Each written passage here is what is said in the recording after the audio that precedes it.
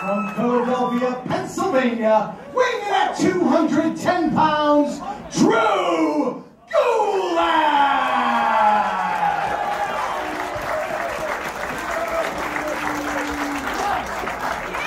His opponent, from Boston, Massachusetts,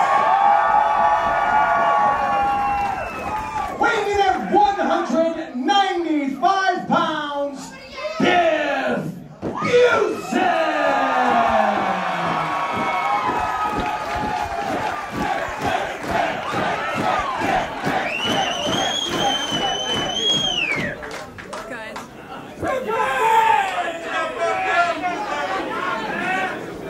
I just need 2 seconds.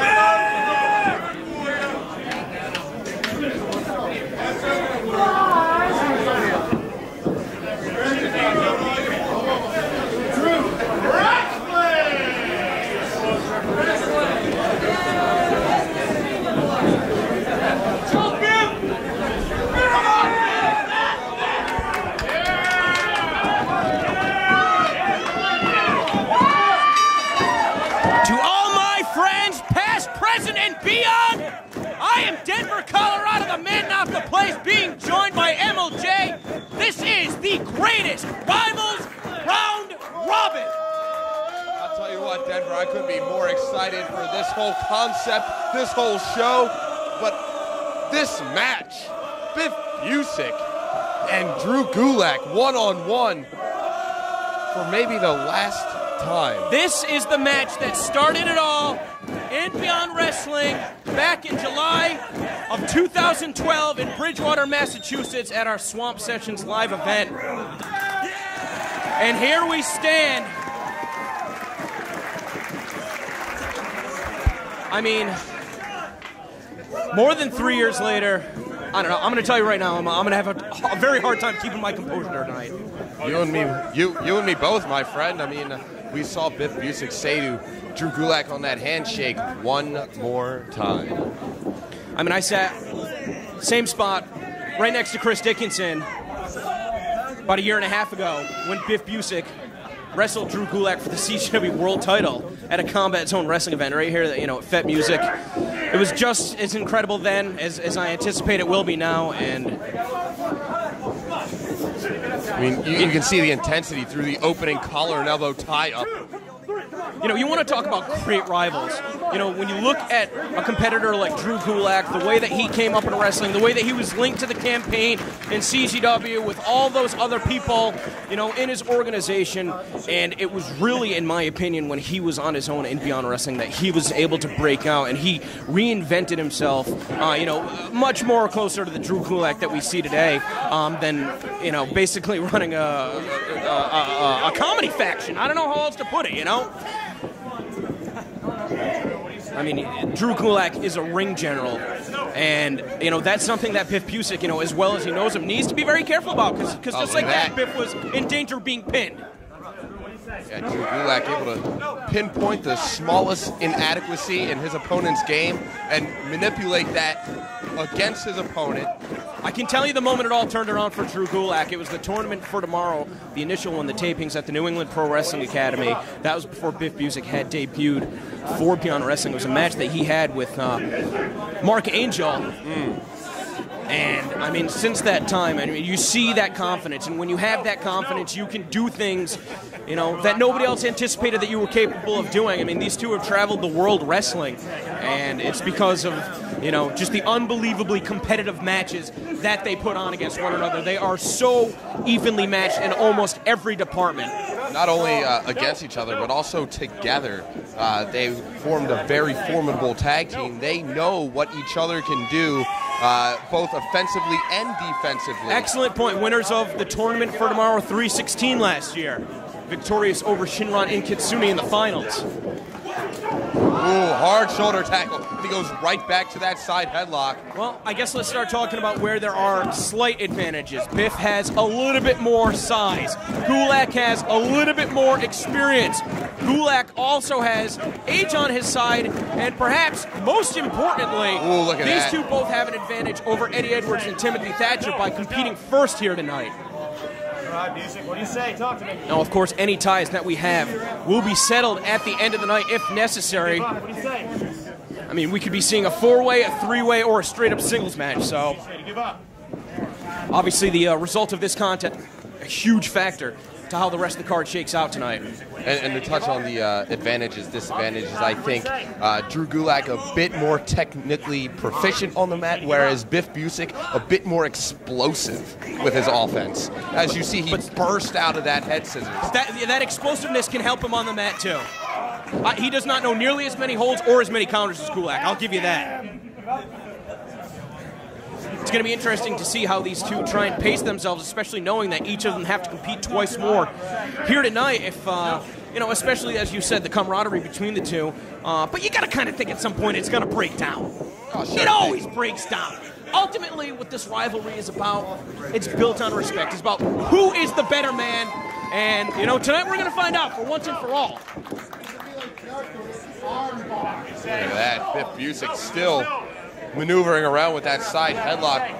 Now Gulak trying to find an answer, trying to find a way out. Now Busick likes to utilize a variation of the side headlock to finish off his opponent. So you got to think that he's trying to weaken up Drew Gulak right here, right now. If that opportunity presents itself, but we see a very similar takedown from Drew Gulak holding onto his opponent's head and wrestling him down to the mat. And that was really nicely done out of Drew Gulak. Typically trying to get out of his side headlock, they try to shoot their opponent into the opposite side of the ropes. This time he pulled him back right into that side headlock. Really nicely done out of Drew. This is where the size is coming into play, though. Biff is trying to find an escape. Again, I'm not sure that he's going to have a counter. He just wants to get out of this hold right now. So what that headlock does, you might not be able to get a victory unless it's applied in a specific way, which Biff can do. But ultimately, what it does is it saps your energy, it wears you down, it throws you off your strategy. And on a night like tonight where conditioning is going to be key, you can't afford that. Drew Gulak now riding all of his weight on Biff Busick. Busick, though, able to swivel his hips, get up to his feet. Well, in most instances, when you control the head, you control the body. But right here, Busick has got Gulak over the ropes. He could not find an escape. He could not find a counter. He simply had to use his body size to overwhelm his opponent. Sometimes that's the best counter. Could you imagine being a rookie official and being thrown into a match like this? A platform such as Beyond Wrestling with these stakes on the line. I mean, there's got to be an intimidation factor. It's going to be up to this kid to call it right down the middle, though. Ooh, nice European lifter out of Biff Busick. And you know what? That is a good point, Denver. I mean, these two guys, they have to get used to this new official's count cadence, the way he gets in there. Oh, Biff looking for his calling card right away. The half-and-half suplex, a move that Drew Gulak has well scouted. Got the counter from Biff Busick. Staying right on top of Gulak. And Gulak using leverage to gain the advantage. And now trying to trap that left leg as he pulls away. Oh my God, Bennett's right behind his back. Oh, you might have to tap out. And that's going to be another thing. If this was just one match, if this was just one match tonight, you know, you might toughen out. But knowing, well, maybe you have to throw the first one in order to be victorious in the double, you know, in the remaining two matches that you have later on this night, you know, the extent to which your opponent is working down your body, that's up to these athletes. I've never known Biff Busick as one to quit. He wrestles every match like it's his last. Certainly. Oh, look at this. Look at this hold Gulak is employing. Just the way that he had his leg wrapped around Biff's left leg and the way he was elevating the right one. I mean, there's not too many wrestlers that have that type of technique.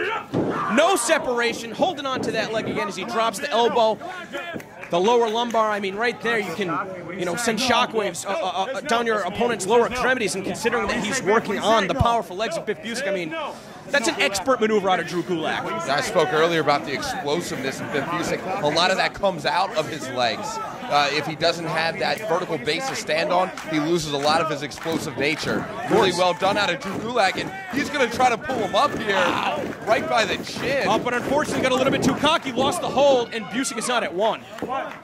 You know, touching on what you brought up earlier on, how they have two more matches, it's a similar psychology to a 2 out of 3 falls match. You might want to give up that early fall to keep yourself fresh for the remainder of the match.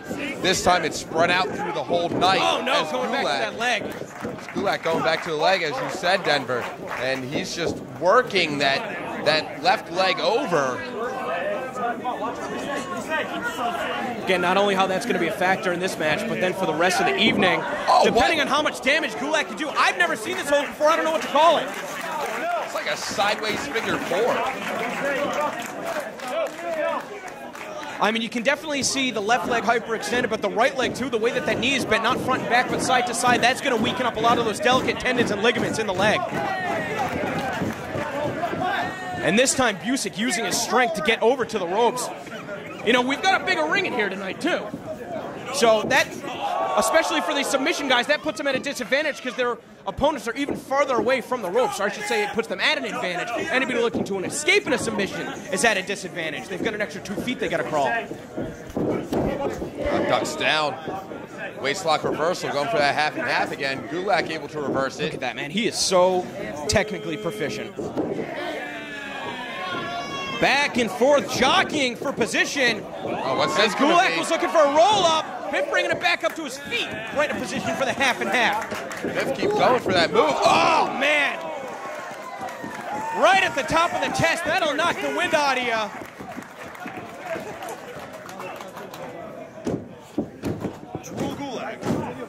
And Gulak perhaps looking for some separation on the outside. That's going to take all the wind out of your sails, a clothesline like that. Gulak's going to be careful. He's on his knees on the apron. Biff Busick's already back up to his feet, stalking him on the outside. And there we see the intimidation factor from the official.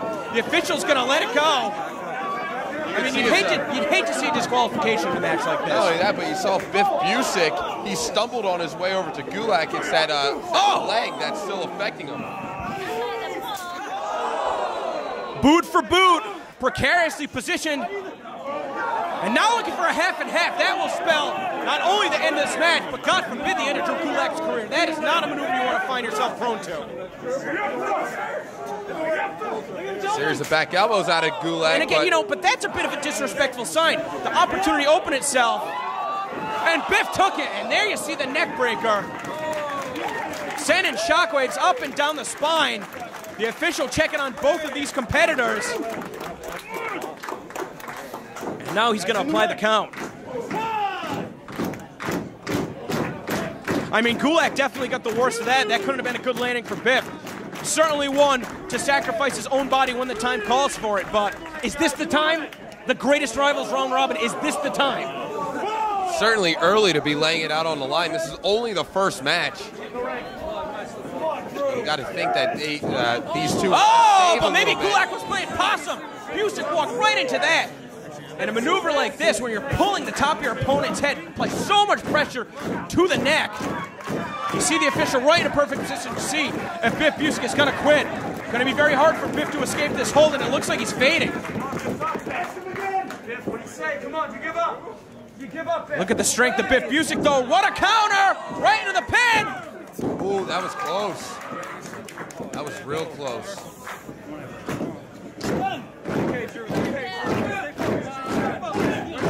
Both these guys really trying to pace themselves. They got a long road ahead of them. Gulak strikes first. Biff unable to respond. Trying to shrug his opponent off. And it looks as though Busick is just getting more fired up. Oh! The strikes there. Using that for his advantage. There we go.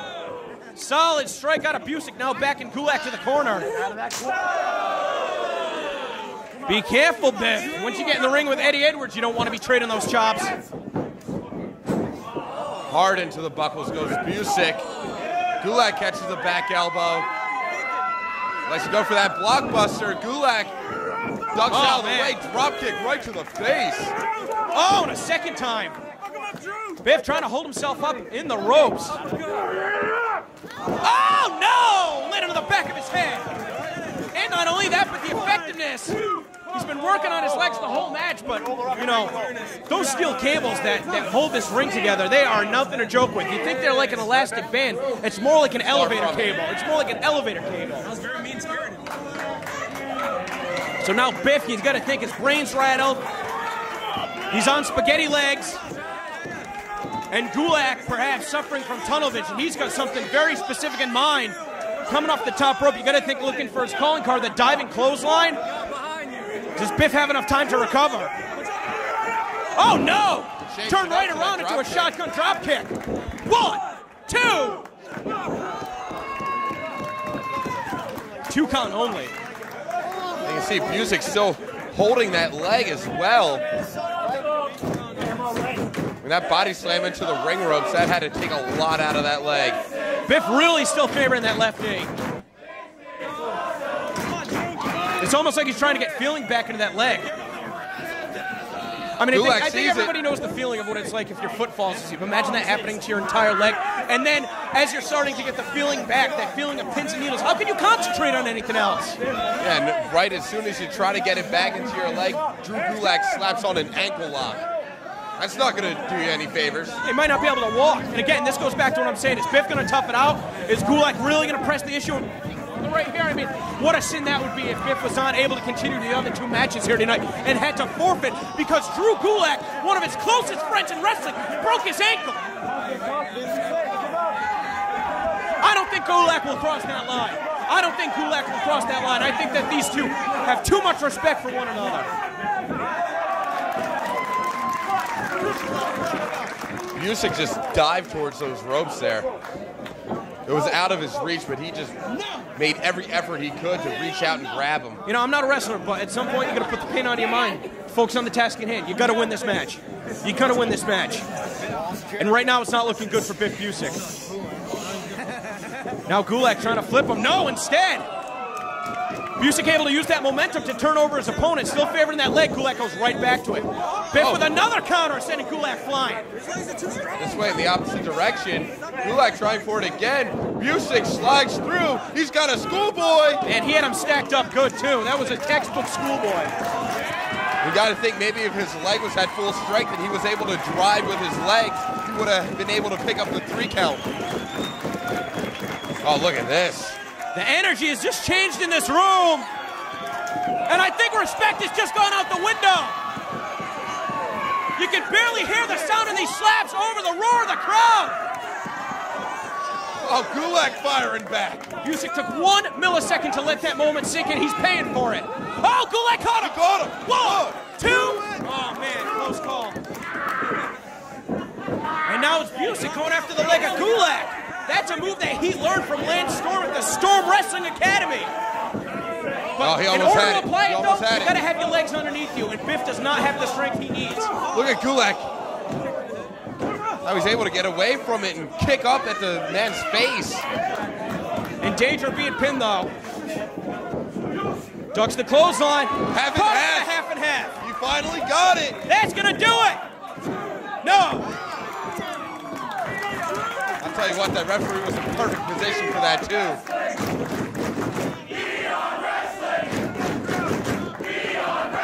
Unbelievable match to open things up. A match that could headline any card in the United States. Gulak back up to his feet. Oh, there's that headlock you were talking and about. Biff takes him over right in a position. Is Gulak going to be forced to give it up? And he taps out.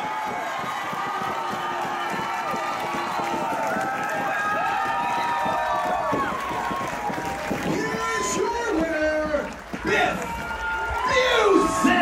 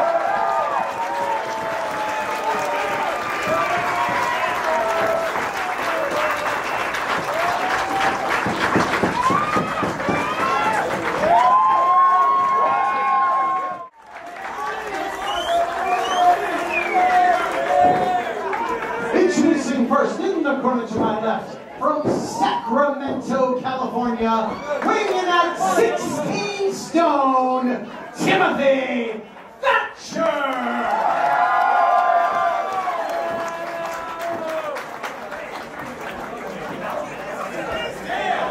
His opponent to my right, from Boston, Massachusetts, weighing in tonight at 214 pounds, one half of the Wolves, Die Hard, Eddie Edwards!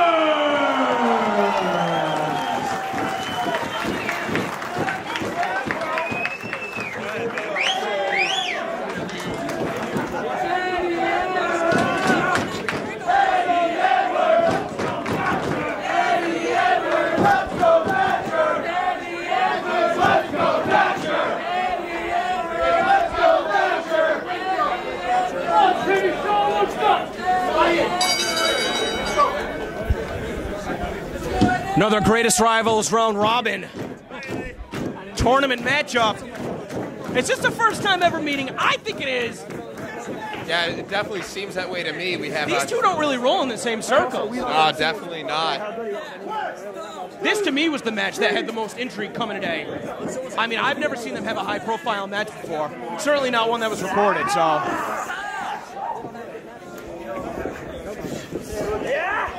I'll tell you what, I don't want to take anything away from diehard Eddie Edwards, but if I was to create the perfect professional wrestler, it would be Timothy Thatcher. You don't really understand how tall Thatcher is until you stand next to him. Oh, yeah. You know, I picked him up from the airport last night. I was like, Jesus, dude, are you going to fit in the car? Big guy, big, rugged guy. He's going, what, 6'4", 6'5"? Yeah, he's really, really tall. Very smart guy, too. Up at the crack of dawn, he's reading a book. Oh, yeah. Oh, look at the way he's grinding his forearm into Eddie Edwards, the side of his head. You know, Eddie Edwards, he's had a very storied career. Probably, he's been able to reach platforms that all of the competitors in this tournament, have been unable to do so up until this point. So, former TNA Tag Team Champion. That's a pretty big accomplishment. Oh, absolutely. Everything that he accomplished with Ring of Honor. What do they call them? Triple Crown winners? No. Grand Slam winners? What do they call them, Ring of Honor? Come on, Emil, that's why I brought you in. I don't know. Well, he did it all. I watched Beyond Wrestling. Yeah. Ring of Honor. Well, that's the thing about Timothy Thatcher. Just talking to him, he watches everything. He watches everything. Promotions that I hadn't even heard of, he's watching them, and he's keeping close tabs on anybody that he could possibly be stepping in the ring with. He might not seem like a tech-savvy guy because he doesn't have a huge presence on social media. He is watching everything. Yeah, everything. One of my favorite things about Timothy, the first time I met him, he was wearing this old, beaten-up Pancrase hat. And anytime I see something about the old Japanese shoot-style promotions, I'm immediately drawn to it. And that hat is completely fallen apart. Now he's wearing a Battle Arts hat. I mean, that shows you what kind of stuff, what kind of footage Timothy Thatcher is watching and learning from. Well, in that regard, you got to think that Thatcher's going to have the advantage of over Eddie Edwards because, he's had more tapes to study. Eddie, I'm sure he came to the match just as prepared, but there's just not as much footage out there of Timothy Thatcher just because he is kind of secret. He's not really an internet guy. Absolutely. Of course, that's been changing recently. Very, very, high-profile series of matches, and getting thrown in the mix with Drew Gulak and Biff Busick. These are some of the greatest rivals of Timothy Thatcher. Perhaps we're going to see the start of a new rivalry here tonight between Timothy Thatcher and Eddie Edwards. I wouldn't be mad at that at all, not one bit. Just from these opening 2-3 minutes of in-ring action, this is already great. One thing that you can tell the difference about, though, is that you saw the level of respect between Gulak and Busick. These guys are already dropping bombs. They don't have a working relationship. Exactly. They haven't had any prior correspondence. Just another opponent. Exactly. And for Eddie Edwards, maybe he feels a little bit slighted. It takes two to tango. His match with Biff Busick, he was victorious at American Honor, which was Beyond Wrestling's biggest show to date, the show that put Beyond Wrestling on the map. Biff Busick gets all the credit for it. He's the one that came up short. So Eddie Edwards has just as much to prove in this match as everybody else in the tournament. Tim Thatcher putting so much pressure on the ankles of Eddie Edwards, able to get his head out of that leg scissors. Oh, man. And he comes up with a huge elbow smash. Oh! Those headbutts to the back. Those are just ridiculous out of Timothy Thatcher. Got to spend the day with Thatcher. He probably ate 6 times already, and every time it looked like he was just eating a pound of raw meat, so.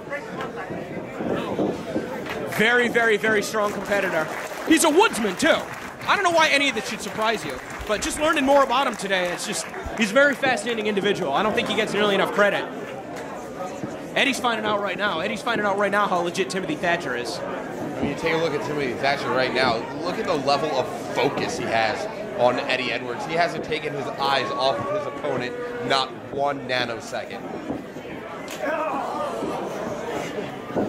He just absorbed a slap in the face from Eddie Edwards. How many people can say that? These two are keeping very close contact. Oh, man. Big shot right between the shoulder blades, back him into the corner. Oh, and a clubbing blow in the chest. You know, the last time we saw Eddie Edwards competing in a Beyond Wrestling ring was against another larger opponent in Dunn Dijak, and unfortunately on that day, Eddie fell short, so gonna wonder how he's been able to learn from that match and change his strategy going into this one against a bigger, more sizable opponent as well. Look at that! Told you I had him scouted, man. This guy is a student through and through. Yeah, talk about not taking your focus off your opponent for 1 fraction of a second. He saw that shot come and put up that block. You want to talk about exciting moments? I mean, that's what I love about professional wrestling, when two guys know each other so well. It's that back and forth action where they're so evenly matched. And maybe Eddie finally having an opening. There we go. That was snug. At the beginning of that offensive flurry out of Eddie Edwards, that was a straight-up headbutt to the temple. Eddie's finally got him rocked. He just dropped his knee on his knee. And Thatcher not wearing any kind of knee pads at all. No pads whatsoever on the body of Tim Thatcher. Laying him up with that kick. Now Thatcher's going to try to fight from his back. I've seen him do this before. He's very gifted from his back. An up kick. And look at that, just like that, able to hop up to his feet. And not only that, but more impressively, back in control. Head into the shoulder. Now locking up those knuckles. And he's got his arm hooked. Just slamming him down. Beautiful throw. And he stays right on that arm as well. Look at, I mean, check it out. Look at the positioning of his left leg.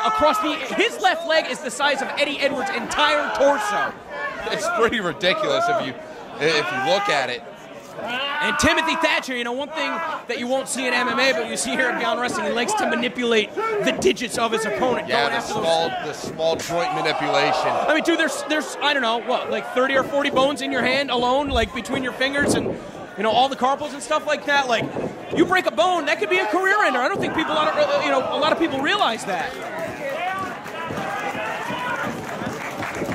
Thatcher, you can tell his strategy right here. He's picked his target. He hasn't taken his eyes off of it. Come on, Thatcher. But He just crumpled in a heap of himself. Eddie's got that same type of focus on his target. Yeah, that's about the second or third time that Eddie Edwards has gone downstairs. Oh! Ooh, that's sort of like a drop kick stomp.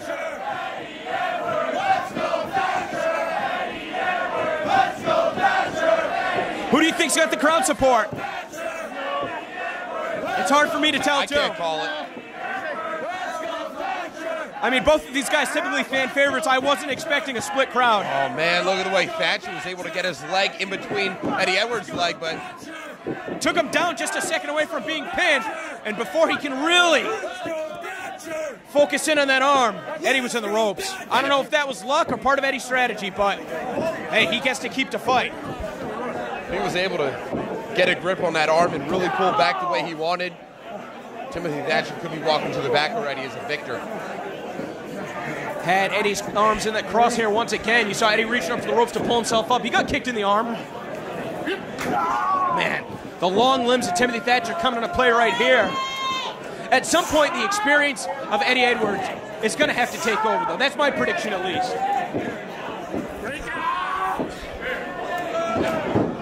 Taking him over. And look at that, as Eddie tries to get his shoulders off the mat, that momentum works in the favor of Thatcher, who put him right in that Kimura.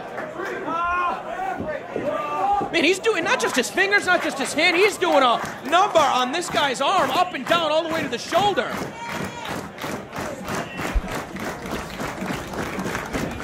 Eddie now uses his good arm to try and prop himself up. And Thatcher, again, that's the thing, though.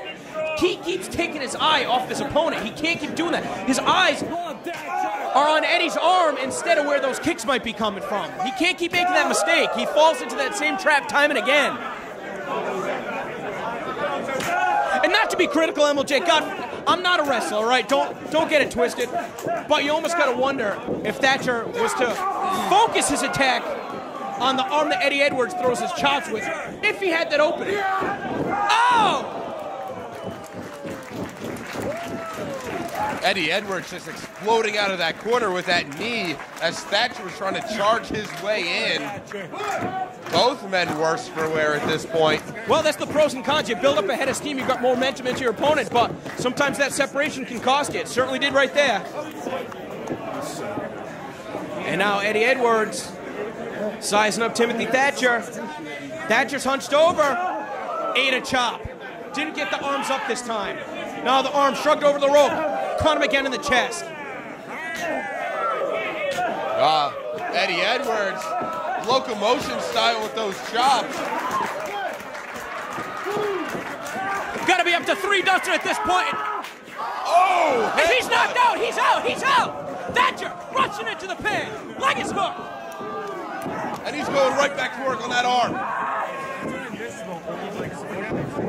Eddie's too cunning. Found an escape again. That time the chop gets blocked. Oh, he chopped him in the face. Who does that? Oh, onto the leg that he's been working on this entire time. Well, that's the heel hook right there. There it is. And Thatcher forced to give up. The first time that he was in immediate danger, giving up so that he can be prepared. Hopefully rebound in his next 2 matches. Die Hard, Eddie Edwards.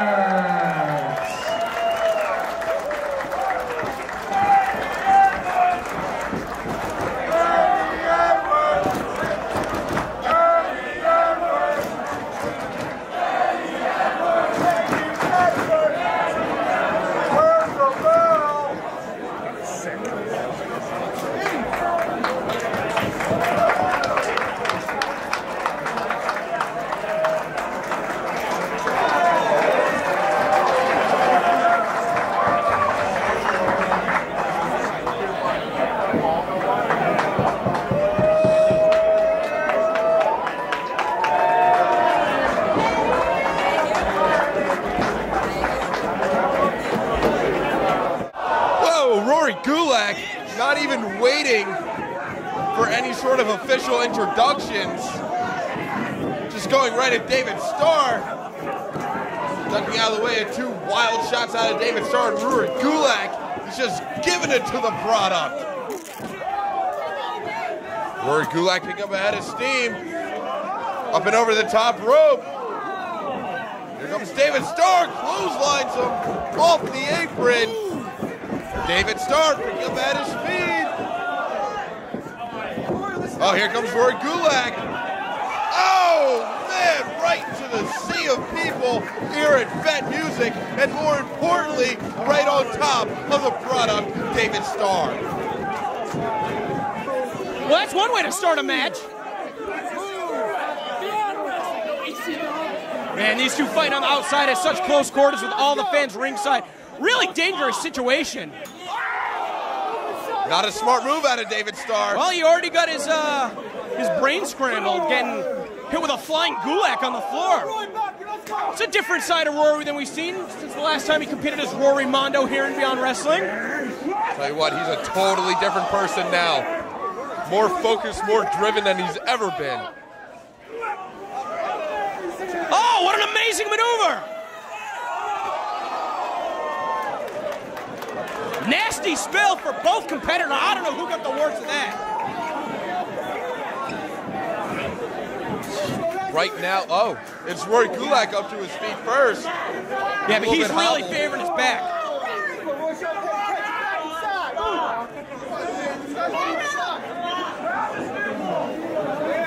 Throws David Starr back into the ring. Rory Gulak now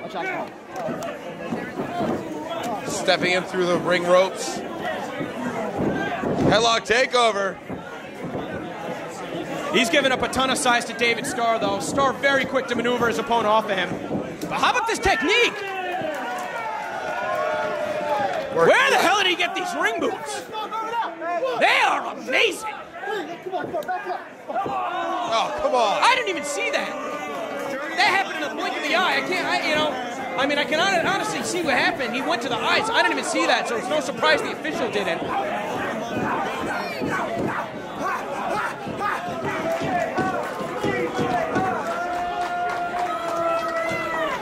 You know, the people in Providence, they really don't like David Starr. Oh, I mean, can you blame them? I mean, really? Oh, my God. Right on the ear. That'll make you dizzy. That'll knock your equilibrium. And another elbow as Rory Gulak is fighting back, trying to rebound off the ropes, taking down the clothesline.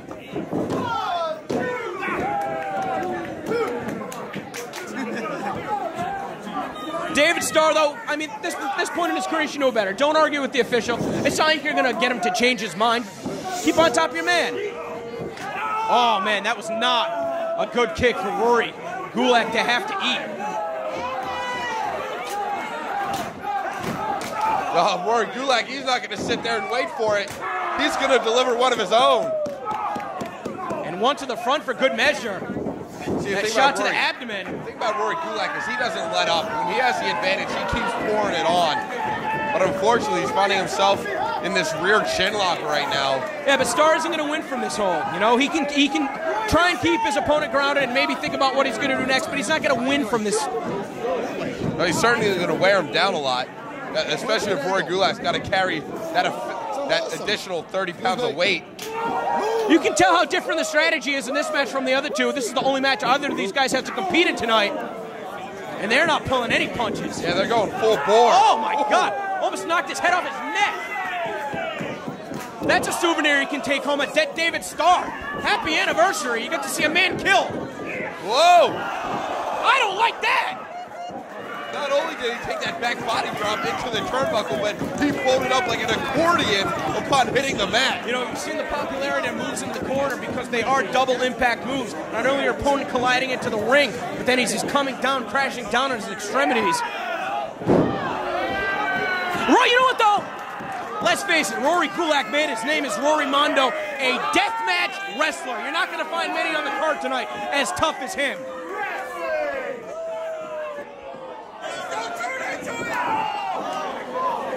And very resourceful. The king of taunts got caught right there. And see, this is exactly it. Like I was talking about from Rory Gulak. He keeps pouring it on. He went for that spinning back fist. Oh, look at that. That's a new one on a Gulak.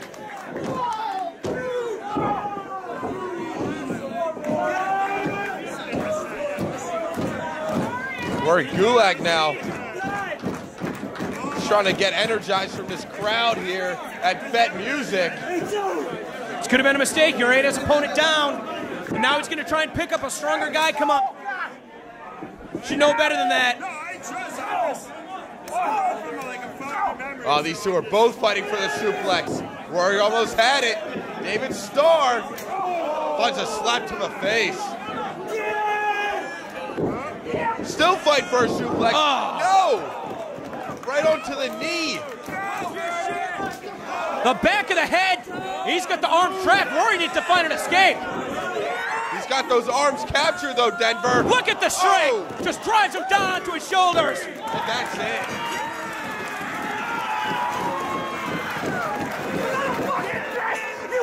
Here's your winner, the King of Taunts, TV Wrestling, the product, David Starr. All right, how many nicknames does this guy have? That notwithstanding, he did what he said he set out to do tonight.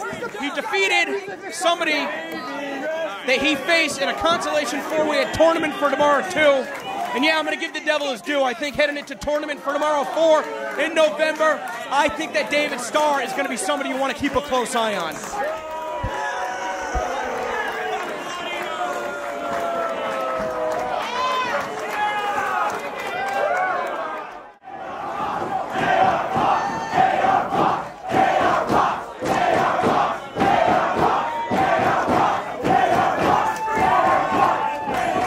Introducing first in the corner to my left, from Salem, 218 pounds, the firebrand, Brian Fury!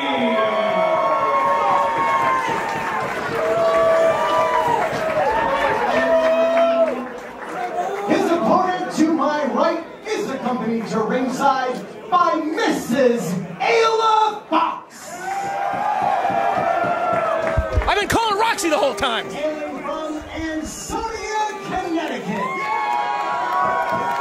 Weighing in at 185 pounds, the trendsetter, A.R. Fox. This guy can cheat all he wants. These people love A.R. Fox. I think that's a bad nickname, though, the trendsetter. There's nobody that can do what this guy does. He's had his history of run-ins with Kevin Quinn. Kevin Quinn assigned to this match. Better see some professionalism out of both Kevin Quinn and A.R. Fox. First time ever match, I'll tell you what, Brian Fury, going all the way back to the first tournament for tomorrow, where we utilized his school. He did a match with Julian Starr. He saw A.R. Fox versus ACH that day. And Fox has been Fury, I should say, has been asking for this match since then. So what's that, coming up on 3 years? Yeah. This is a big match. This is a big match for Brian Fury. And Brian Fury, you know, he got somebody like Biff Busick, who's got a lot of buzz around him. We'll leave it at that. You got Donovan Dijak, the winner of the top prospect tournament from Ring of Honor this year. You got Sasha Banks. What is she? A former NXT Women's Champion? Yeah. You know where they all learn how to wrestle first? That guy right there, Brian Fury. It's about damn time that he gets his due. Let's see if he can get it done here against A.R. Fox. And A.R. Fox has had a tough go, stemming from American Rana, going up against submission specialist. He calls himself the trendsetter, but I think that there's a lot of wrestlers that have finally found a weak part of A.R. Fox's game, and they've been blowing it up because he tapped out last month to Jonathan Gresham, and he tapped out in a matter of seconds to Hot Sauce Tracy Williams. We'll see if Brian Fury has been paying attention to those previous encounters of A.R. Fox, see if he'll be able to lock him up in the submission maneuver of his own. Time will tell, Denver, Colorado. Hot Sauce Tracy Williams, you know, his name was thrown around as far as being one of the participants in the Greatest Rival round-robin tournament here tonight. So already you can tell the fans hold him in that high esteem. I mean, a win over A.R. Fox, and you know, who's one of the toughest guys I've ever seen. You know, we were talking about Rory, Gulak earlier. Yeah. I think that as far as going to look at up and down the toughest guy in the card, you're looking at him. His name's A.R. Fox. Finds himself face first on the mat. Brian Fury utilizing a flat crab right now. You know, match I urge everybody to check out. We put it up for free earlier this week at youtube.com/BeyondWrestling. Was A.R. Fox versus one of Brian Fury's top prospects. Never mind Ring of Honor, one of Brian Fury's top prospects at the New England Pro Wrestling Academy, Travis Air Gordon, who took A.R. Fox to his limit. If that's what the trainee can do, let's see what the trainer can do. And just like that, Fury put on the brakes, was going for the branding iron. But Fox is a freak athlete. Let's not forget that. Look at the way Brian Fury rolls through those attempts of A.R. Fox. Backslide's got him stacked. That Oklahoma roll, he's got a counter for it.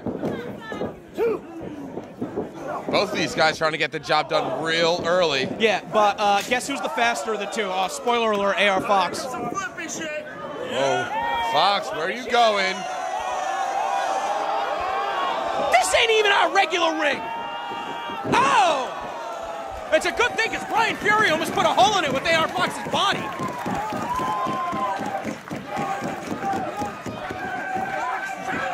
Now Brian Fury, he's got to find a series of maneuvers to try to put A.R. Fox away after that big back suplex.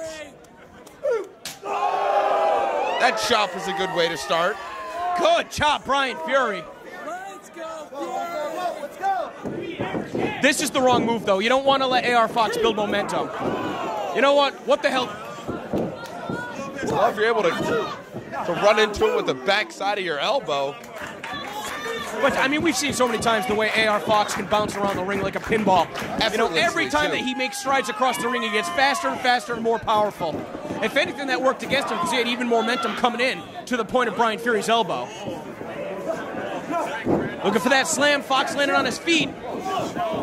Setting the buckle, able to avoid contact. Got that elbow up. Looking for that ace crusher. Brian Fury had it scouted, able to get out of the way. Oh, man. Tell you what, these turnbuckles are taking a pounding tonight.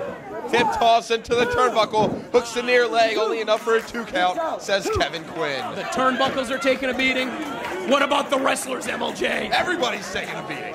Seen a lot of physical matches so far tonight. Now, see, that was the moment. See, somebody's clapping in the crowd for Brian Fury. He took his moment off of AR Fox. Don't do that, Brian Fury. You've been waiting too damn long for this match. This time, Fox does not have a counter for the body slam. Well, he kind of launched him with that one.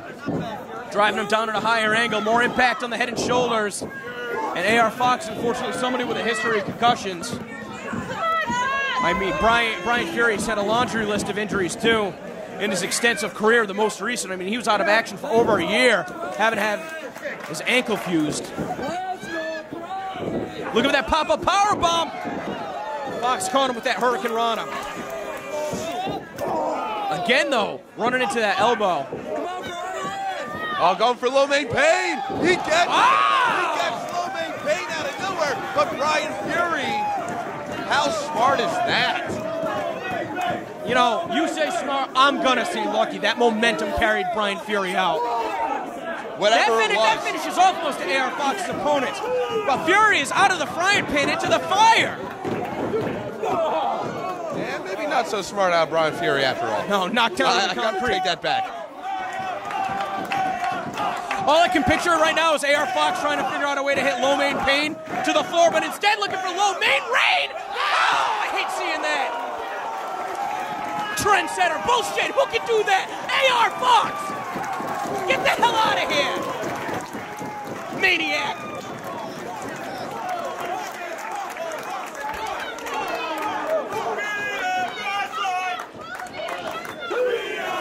And that's why this guy can do whatever he wants with his wife. What's her name, Aaliyah? They can cheat all they want. Doesn't matter. The people here at Fenton love him. Who else can do that? I mean, that's the ultimate risk. You got to think about it. If your opponent's able to get out of the way, you're basically doing a backflip from 10 feet to the concrete. Knowing AR Fox, he'd probably pop right back up, as resilient as he is. Yeah, he's the rubber band. Man's made out of silly putty. Hey, no. Hey, look at Ayla. Look at Ayla Fox on the outside. Come on. Get your hands off the female.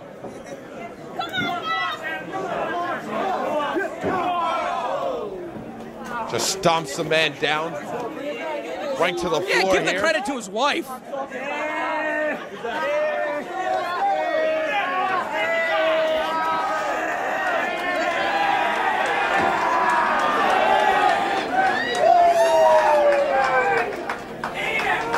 Oh, yeah. If he's got time to kiss his wife, he's got time to roll his opponent in the ring and go for a 3 count. Kiss for good measure, huh? Now just choking. Ooh, stepping on his throat. I'm telling you, Fox is desperate coming to the match. He doesn't want to lose three in a row. I think part of the fault in Brian Fury's strategy so far is that he could not get that branding iron locked in, and since he's tried to outmatch AR Fox at Fox's game, you're not going to do that. Oh, Brian Fury, though, he's fighting back. Oh. Arm first, hard into that buckle. And not even just the buckle, the entire post that holds the ring up. And if Brian Fury does find himself in a position to strap on that branding iron, I mean, you're almost going to wonder how much strength he's going to have left. Oh, just stepping on his face. That could push a tooth out of place. I don't know if you've ever been hit in the nose. Not only does it prevent you from being able to breathe, your eyes water up, you can't see. It basically disorients all of your senses.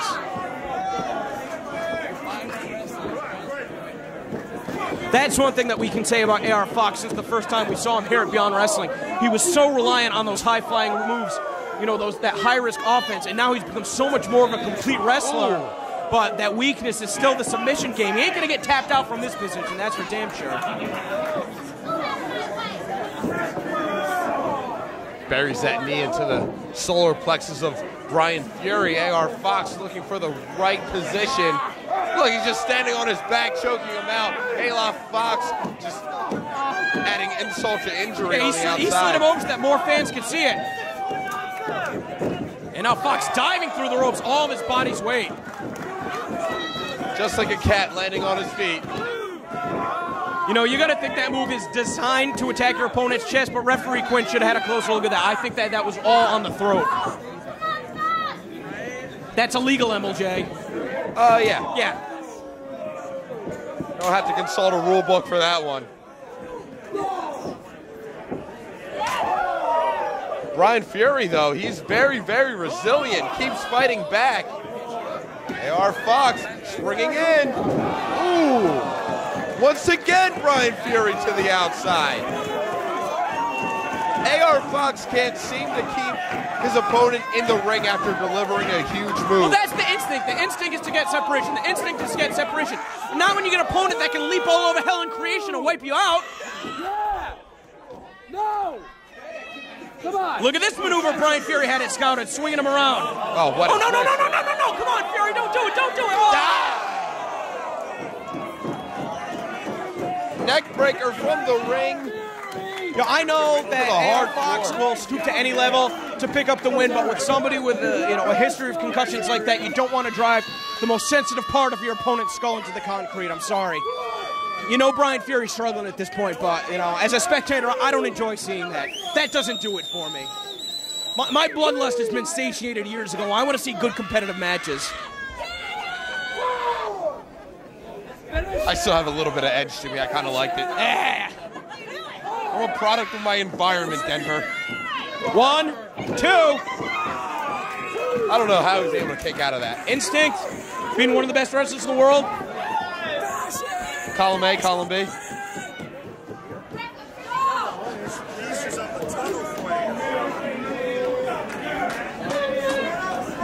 Fury once again trying to dictate the pace of his match.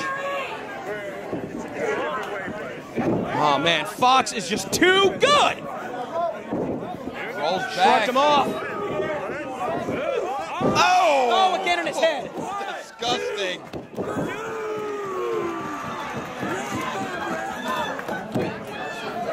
AR Fox once again finding a way to kick out of almost certain defeat. Any normal man would be done. Yeah, well, AR Fox clearly not a normal human. not even sure he's a man. This guy's otherworldly. Catches himself on the apron, avoiding another dangerous tumble to the floor. Fury staggered right now. Fox coming up with a springboard. Couldn't get his footing, and Brian Fury shoved him down.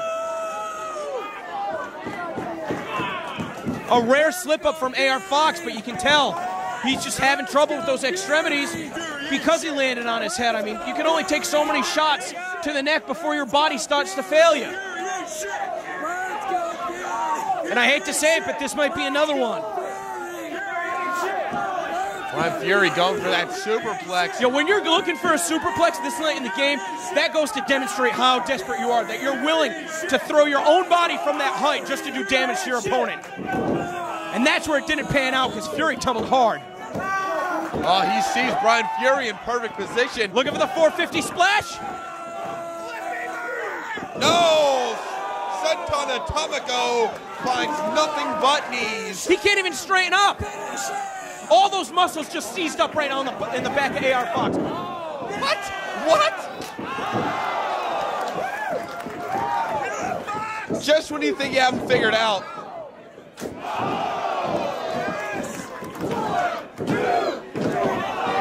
For somebody that's watched as much wrestling as I have, for somebody that's watched as much wrestling as you have, Yeah. I cannot believe there are still moments when I'm calling matches and I'm surprised by what I'm seeing in the ring. And yet somehow I get caught off guard every time AR Fox wrestles.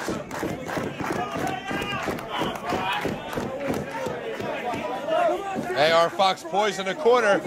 Had his steam going for that clothesline in the corner. And here he comes. He likes to skin that cat and come back in with a drop kick. Oh, Took a little bit too much time. Again, these ropes are different from the ones that we usually have, and Fury caught him here. He's thinking about tapping out, you can tell. Look at A-Love Fox trying to push that bottom rope just ever so closer. But when he pushes himself up, all he's doing is applying more pressure. So hard to escape this hold. When your opponent's flat down on his belly, that's when the least amount of pressure is applied, when he pushes himself up. Now what? Right here. Fury pulling Fox to the center of the ring. He's brought in Fox's wife, too.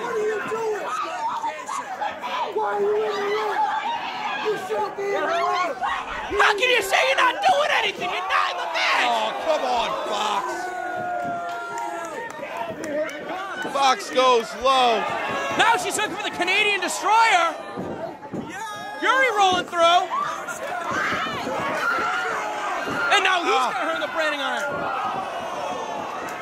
Just when you thought the devil was going to get her due. And now you tell Fury's trying to roll out of the ring. Instead, he just put himself in a position. AR Fox wins with the 450 splash. What? 2? Was that 2 or 3? Kevin Quinn. 2? AR Fox can't believe it. This crowd at Bet Music is hot. It's starting to get real hostile in here. I mean, you know what? Brian Fury, he did get his shoulder up. I mean, it looked like a 2 from my vantage point. I'm with the ref. I was getting ready to call AR Fox the winner of this match, but Brian Fury, I don't know how the hell he managed to kick out.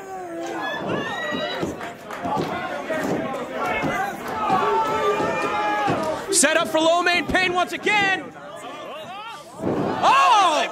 What a counter!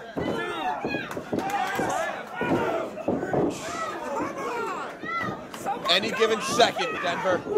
Pop-up power bomb. Not even wasting time getting to the pin. Tap him out, Fury.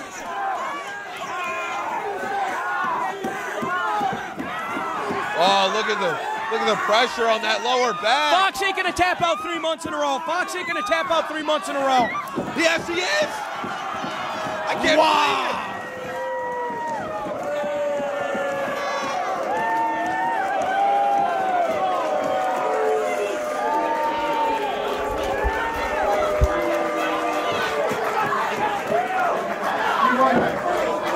Here is your winner by submission, the Firebrand, Brian Fury!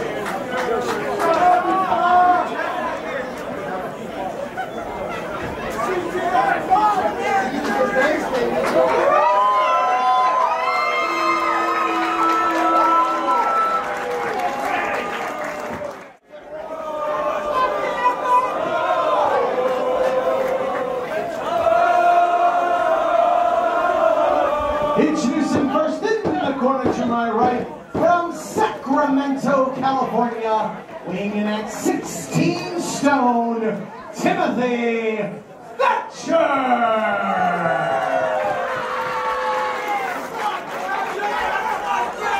His opponent to my left, from Boston, Massachusetts, weighing in at 195 pounds, Biff Busick!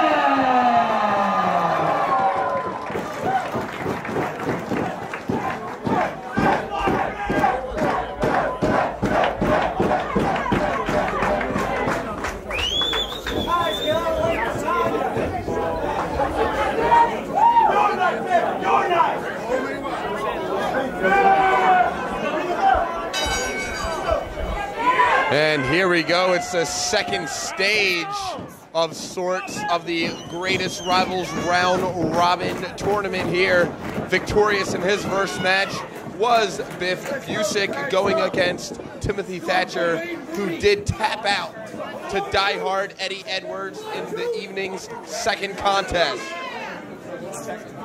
We had Biff Busick in a knockdown drag-out affair with Drew Gulak, and they put it all out on the line. And Tim Thatcher, he tapped out rather quickly when he found himself in too grave of danger against Eddie Edwards. He might have saved himself some energy in his tank. Biff Busick still fired up from that hard-fought contest against Drew Gulak. As you can hear the crowd here in Fete music firmly behind Biff Busick. Tim Thatcher just looks at the crowd with a small smile and a little glare. There's a lot left in the tank of Timothy Thatcher, I'll tell you that much. This, out of all the matches in the greatest rival round robin tournament, this may be the grittiest looking match of them all.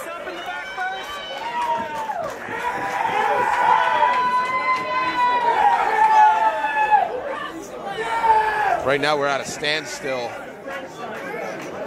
You have to think whoever is able to pick up on a mistake that their opponent makes first, they may very well be the victor. As they take it down to the mat, Tim Thatcher able to get out of the clutches of Biff Busick. He has the back now. Busick able to switch out, has a hold of that left leg. Look at the way Thatcher drives the point of the elbow, and able to open up.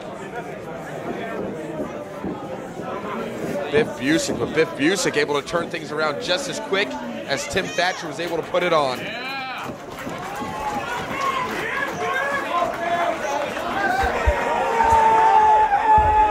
As I said earlier, both of these two men had encounters previously in the evening. The mindset, the mentality is a little bit different going into your second match of the evening than going into your first. Right now, the larger Timothy Thatcher, the taller Timothy Thatcher, able to pick up the advantage in this test of leverage.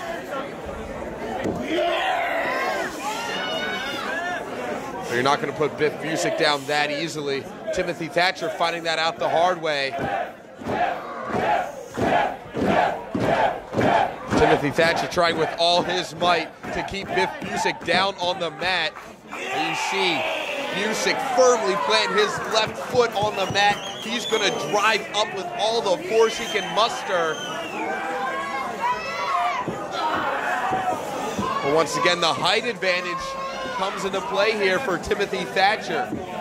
Not only does he have the size, but he has the leverage, the all-important leverage in a maneuver such as this.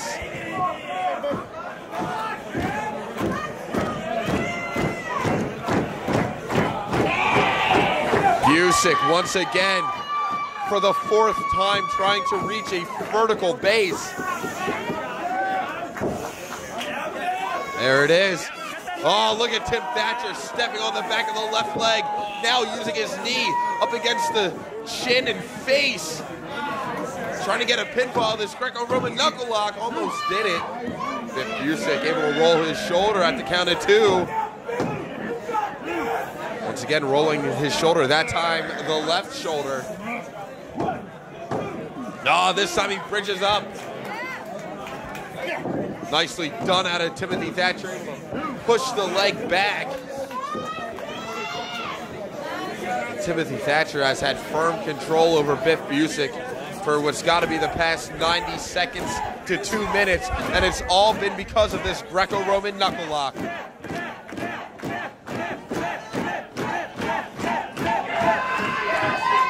Busick able to roll back, reverse the pressure. Now the pressure is all on the wrists of Timothy Thatcher. these fans here, they hang on every little thing that Busick does.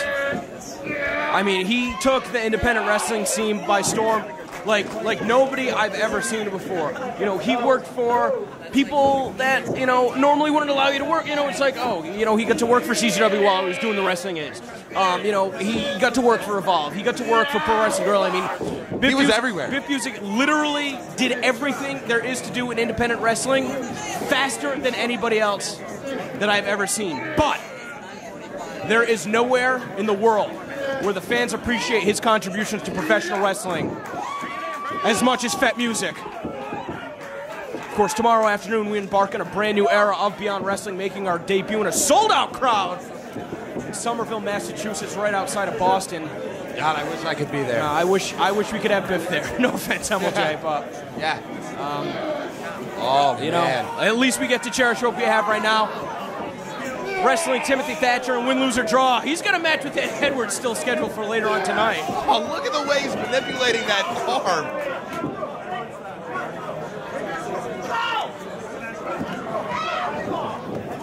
You know, my dad always says that Biff Busick reminds him of one of the players on the Boston Bruins from the 70s, where he's the type of guy that, you know, after a fight, you're going to see him, well, I guess in hockey, after a hockey game, but, you know, after a fight, after a match, after a game, you're going to see him out there in the bars with the people, drinking, celebrating, but you don't want to mess with him because there's just that little something that if you set it off, you're going to be hurting. I mean, real quick, too. Biff Busick is an everyman, and I mean, I was saying earlier, he's like the best everyman ever. Sure. And I was saying earlier, I mean, this is the grittiest match I think that we're going to see out of the greatest rival round robin tournament. I mean, you have the everyman in Biff Busick against the woodsman in Timothy Thatcher, as you said earlier. Unintentional contact there. The referee's going to let it slide.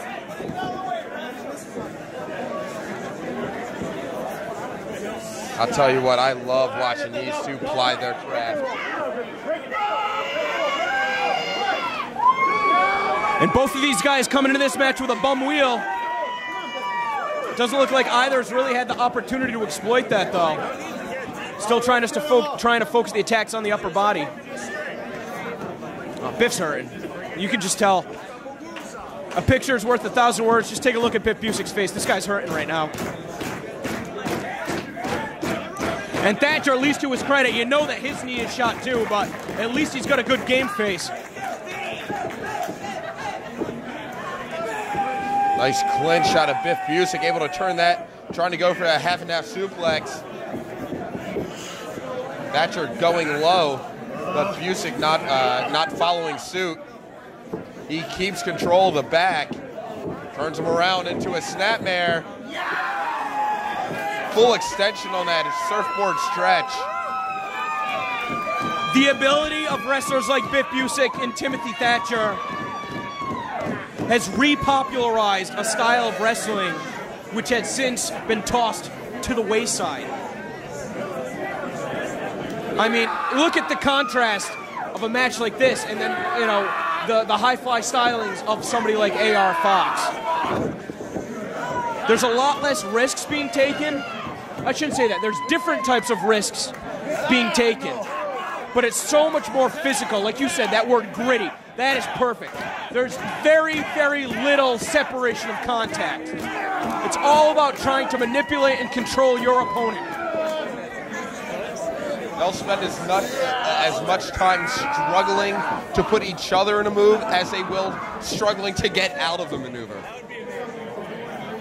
Well, part of it's one part physical, the other part's mental. I mean, that's what toughness is making your mind go when the body's not willing, you know? You got to push yourself to that limit. But part of it's technique, too. It's also the know-how, how to apply those holds, to reduce the amount of energy that you have to expend, how to apply those holds to get the maximum amount of damage to your opponent in the shortest time as possible. Biff doesn't want to find himself in this position. Lucky to land on his feet, rolling through. Oh, that's how he's got the headlock. You know, you want to go watch YouTube.com/Beyond Wrestling. One of the most watched matches that we ever put up was Biff Busick versus Timothy Thatcher on a card that Drew Gulak was in charge of putting together. He played matchmaker for the day. And I was very privileged and honored to be on the call for that match. I was there for that taping, and that was quite the incredible match. Some, what was it, about 18 months ago? Yeah, that was right after the best of the best. Ooh. And that's what you're looking at right here, two of the very best. Not just in Beyond Wrestling, not just in America, but two of the best in the world. The universe, and I know that Biff loves the cosmos. Oh, fuck. Yeah. Sorry. No. Thatcher's trying to cover up now. Instead, he's covering up his chest. He left his head open. It's like running into a brick wall, except this brick wall hits back. His name is Timothy Thatcher. What a man. Timothy Thatcher. My God. Guy's a stallion. But if I could criticize for a moment, and again, I probably shouldn't even open my mouth. I really like Timothy Thatcher. He likes to strategize on attacking the arm of his opponents. That's not what Gulak did in the previous match, and I think that it would have been wise of Thatcher. Did you hear that? Yeah, I heard it. It sounded gross. I think he broke his hand. You know, Biff broke his hand wrestling Donovan Dijak. That put him out for a couple months. I don't know if you know that. I mean, it's pretty clear that Thatcher knew that. I saw him. And now I see why he's decided to focus on the hand instead of going after the leg, which Gulak had weakened. Then again, he didn't get to see that. He was preparing for his match with Eddie Edwards. Oh, no.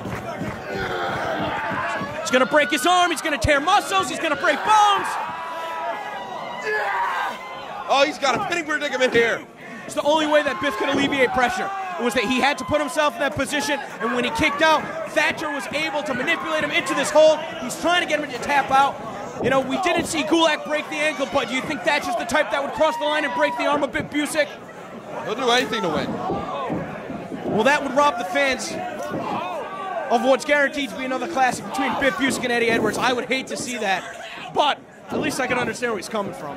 Oh, yeah, I mean, there's no real true personal connection between Busick and Thatcher. Between Thatcher and anybody in this whole thing, really. He's got, you know what? I think that Eddie's got a lot to prove, but I think that Thatcher has the most to prove. Yeah. Oh, he's going for that arm. Tell you what, that flight from Sacramento ain't cheap. If you want to come back, maybe you got to break Biff's arm. With all the buzz around Biff Busick, imagine the headlines waking up Sunday morning. Biff Busick on the shelf due to a broken arm. Timothy Thatcher's name would be attached to that headline. Sure thing. He ain't an internet guy, but man, talking about launching you to the next level. I think that's what he's trying to do right here from this position. Now going after the hand again.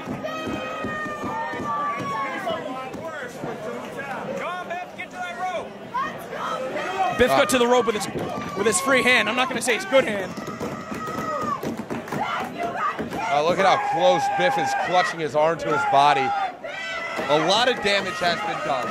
You know, there's a different type of energy in here, too, because all of Biff's friends and families are in the room here at Fet Music here tonight to cheer him on. I think that so many of these people know what he's capable of, but for some people that are seeing him for what will be the first time and the last time, you know, it's a totally different ball game.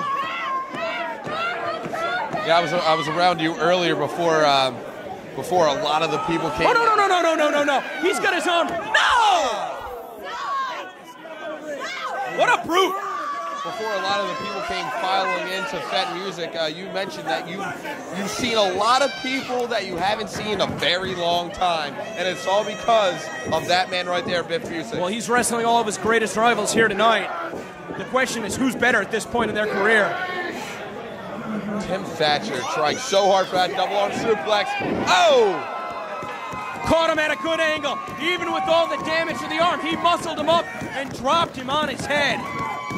Sometimes when Biff is able to snap over his opponent, he doesn't get it at that angle, but I mean, that's that button. You press that button and you're off like a light. Thatcher having to use all of his upper body strength to pull himself off. Turned right around into a lifter from Biff Busick. Clutching his head.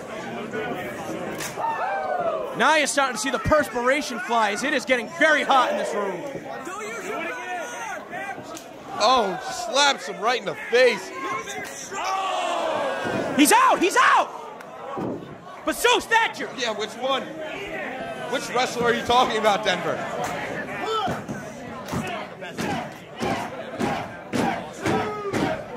Thatcher trying to shake the cobwebs. I mean, come on, man. You're not going to get dumped on your dome with a half-and-half suplex and think that you're going to be able to pull off a maneuver like that. I mean, the skull is one of the strongest bones in the body, but it's a two-way street when you're headbutting your opponent.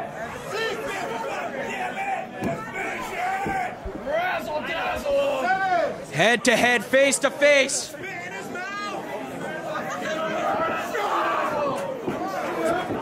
Look at the technique out of Timothy Thatcher.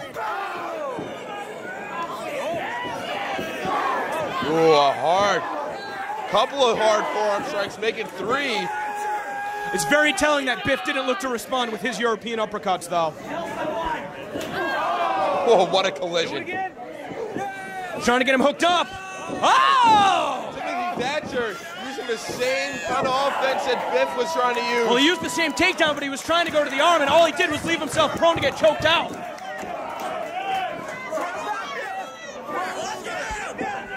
He takes him down. He's got him in position. The center of the ring. Or Thatcher's long legs going to save him here. Thatcher's reaching forward, and he taps out.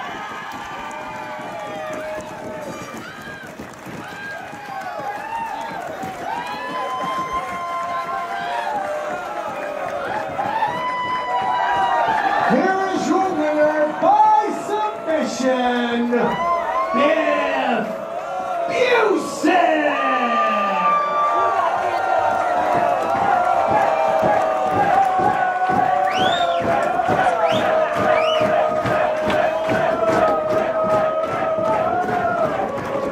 I'm glad the commentary team's here.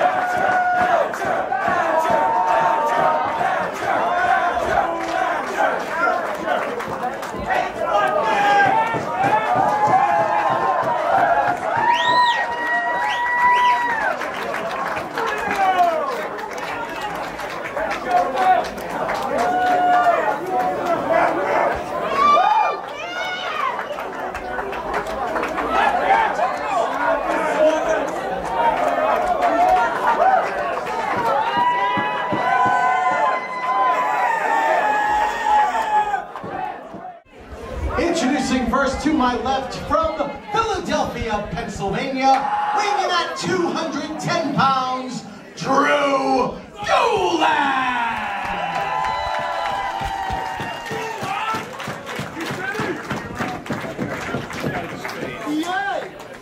His opponent in the corner to my right from Boston, Massachusetts, weighing in at 214 pounds, one half of the Wolves, Die Hard, Eddie Edwards!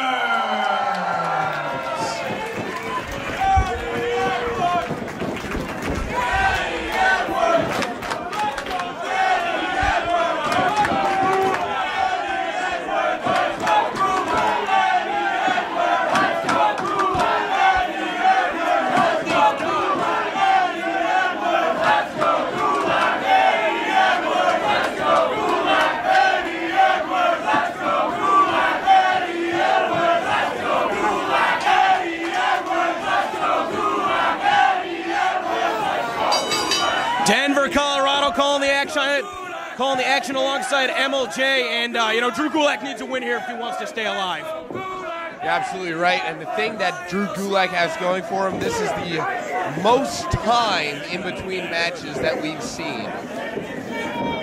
Drew Gulak competing in the very first match here tonight, now 5 matches later competing in his second match. Pretty long intermission. Biff had quite the line at his merchandise table.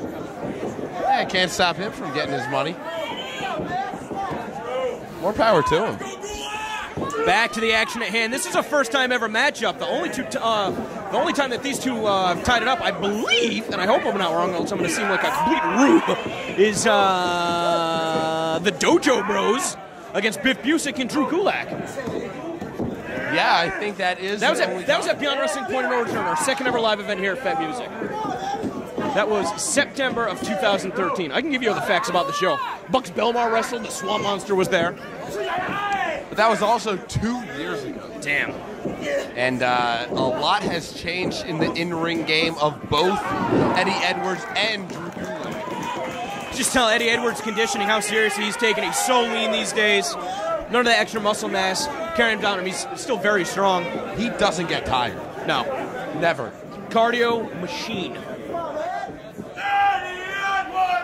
And I mean, you talked about it earlier. It was basically here beyond where Drew Gulak pretty much found himself. And he has come into his own since September of 2013. 2 years later, he's, great way to put it. He's a completely different machine. That period of time was a coming of age of Drew Gulak. And now he's here. And guess where here is? In that unforgiving turnbuckle. Look at this aggression. Wow. Oh, Kevin Quinn. Imagine if the match got thrown out right there. Yeah, I think there would be a near riot. Wouldn't have faulted. I wouldn't have at least the official one iota. You gotta respect the official. If they can't keep the rules, who can? Nobody. And if you can't have rules, you can't have nice things. You have anarchy. You have anarchy, and that is not a good setting for the greatest rivals round robin. Especially, you know what I love the most? There's no personal animosity between these guys. You know, and they're not all friends, don't get me wrong, but the respect is still mutual, and, you know, it's not like, oh, you know, I boinked this guy's girl, and now I gotta look out for him. Right. I don't know. I mean, that could have happened. Salacious. I mean, I talked about it earlier, how Thatcher has no real personal connection with anybody. And it's kind of the same between Eddie Edwards and Drew Gulak. That's true. They're not linked together professionally. They've never teamed up before. And they're not necessarily in the same circle so much. Sure. It's very limited. Pretty much only here at Beyond Wrestling will you see these two in the same area. Awesome. I love being able to provide a platform where we can present a first-time ever matchup like this. I think the fans like it too. That's why we get a huge turnout. Look, it's like Drew is like offering up his hands. Well, these are the mind games of Drew Gulak. Ooh.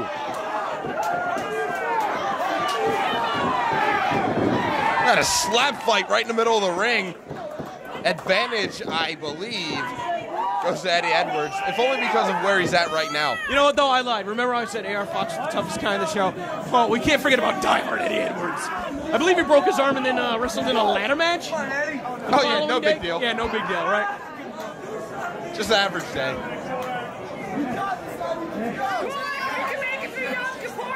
Oh, man. That's one way to get out of things getting reversed on you. Good counter. Short little pile driver out of diehard Eddie Edwards, and not as much impact, doesn't make it any less devastating. I mean, if you're driven on the point of your head, and what does Gulak weigh, like 170, 180, somewhere in that range? I mean, that's a lot of weight to come down, compressing your spine. Gulak a little bit and it's not like he's fresh. I mean, he's fresher, but it's not like he's fresh. He still wrestled about an hour and a half ago. Oh, man. Gulak trying to get out of harm's way again, and Eddie Edwards just stomping him. Yeah, these are the only two individuals that did not have two matches on the first half of this card. Drew Gulak maybe having the advantage in that he wrestled first, but he wrestled a much longer match than Eddie Edwards did. A lot more was taken out of Drew than was out of Eddie Edwards. We might be at a level playing field. Yeah, Drew Gulak just got leveled. Is that what you're talking about? Sort of, yeah, I'll go with that. Great coverage on the lateral press. Eddie Edwards is one of those guys you don't really see him make a lot of mistakes.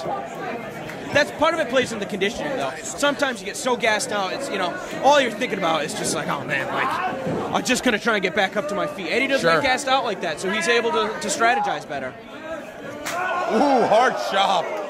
Gulak, no, see, in that instance, Gulak was trying to close up the gap so that he couldn't get chopped again. Yeah, what did a lot he do? of He times- walked around and Eddie Edwards just shoved him to the mat. A lot of times you see guys trying to create distance. This time, Drew Gulak was trying to decrease distance. Who the hell put Roderick Strong and Eddie Edwards together as a tag team? They must have been like, oh, we really hate these two guys. Chop the shit out of them. Yeah. Gulak needs to get Eddie on the mat right now. That's gonna be that's my 2 cents. Yeah, that's his strong suit right there. I mean, I want to say out of all four guys, Drew Gulak is the most technically proficient, but you got Timothy Thatcher. I mean, he's got the pedigree though. Look at where Gulak trained. Gulak trained with Chikara. Gulak trained with CZW. He trained with the likes of Chris Hero. You know, and those are the types of wrestlers that just they study the holds. Sure. So it's a totally different style of wrestling. But the thing is, the fact that you can't pick out a fake each That's true. Individual facet, that's why everybody is a greatest rival of one another. Oh no, somebody's gonna get landed on. Oh wow! He's got a Gulak on him. He's got the Gulak on him. Using the ring ropes to his advantage. Thought we were gonna see a suicide suplex. Gulak had that one scouted. Tip my hat to him. Magulak.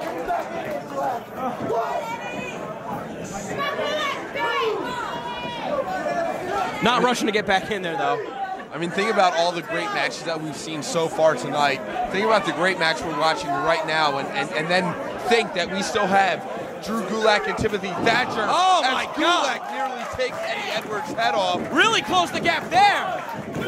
Oh, so close for Drew Gulak. If Gulak is victorious here, and Gulak is victorious over Timothy Thatcher, that would give him 2 wins. Right now, the only other competitor that has 2 wins, correct me if I'm wrong, is Biff Busick. So, Yeah.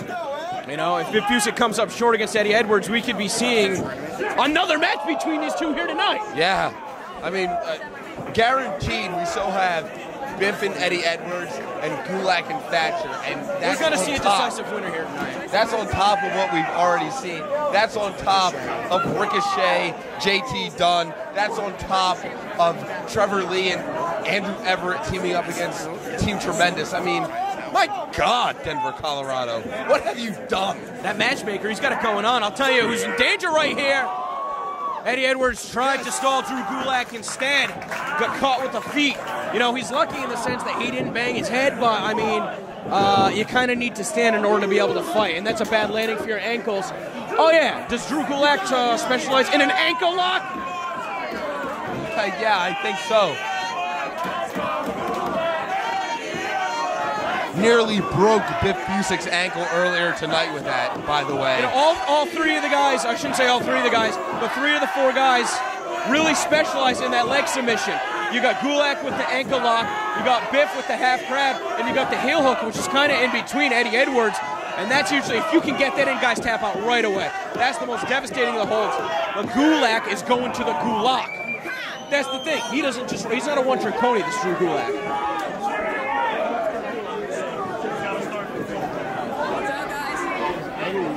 Now Gulak just picking his spot. Look at Eddie Edwards, the way he lowers the center of gravity. Eddie was able to get to the ropes. That's good for Eddie. And you saw Gulak. He didn't try and chop him. He knows he can't beat Eddie at his own game. Hard into the buckles. Able to bypass him. A near mid-ring collision right there. That would have been nasty if the 2 of them smashed heads. Ooh! Man, what a shot. I mean, you want to talk about guys with heavy hands. Die Hard Eddie Edwards. My God. Gulak's in the wrong part of town. This time he gets a boot up. Up to that second buckle, got kicked in the head. Looking for that backpack stunner. Eddie Edwards calling card. Right in the center of the ring. Jacked his jaw away from the ropes. On instinct, Gulak kicked out. Eddie stayed 1 step ahead. You know how sometimes they talk about pro wrestling being that human game of chess? It's maneuvers just like that, where you're looking 1 or 2 steps ahead. That pin attempt was almost a feint, you know what I mean? Yeah, he knew that if Drew Gulak kicked out in a particular way, that he was able to catch him right into that heel hook, and that's exactly what Eddie Edwards Or did. alternatively, Gulak didn't kick out. Win-win for Eddie Edwards. Win-win, yeah. Fans eating this one up. What an honor to be able to be ringside calling this one. Oh, Gulak comes out of the corner. It's like he's asking for more. It's the mind games of Drew Gulak. I think he's got something in store for Eddie. And Eddie had something in store for Gulak, trying to slap the beer off his face. And Gulak was looking to retaliate. He's down on a knee. Gulak might be dizzy right here. I think he had a little shot of adrenaline going through his veins, but once that wore off, he went right down to the mat. This is where I would hate to be a referee because, you know, these guys are... it's a judgment call. Yeah, but you know what I mean? It's like you ask somebody, oh, can you go, can you go? If they're knocked out, they don't have the proper judgment to be able to say, oh, yeah, I'm good to go. They don't know how fucked up they are. And that's where it's a really dangerous job of the officials to make sure to keep these guys protected.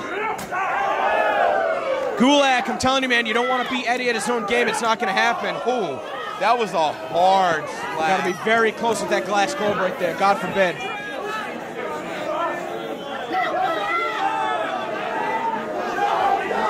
I don't like the looks of this one way or another.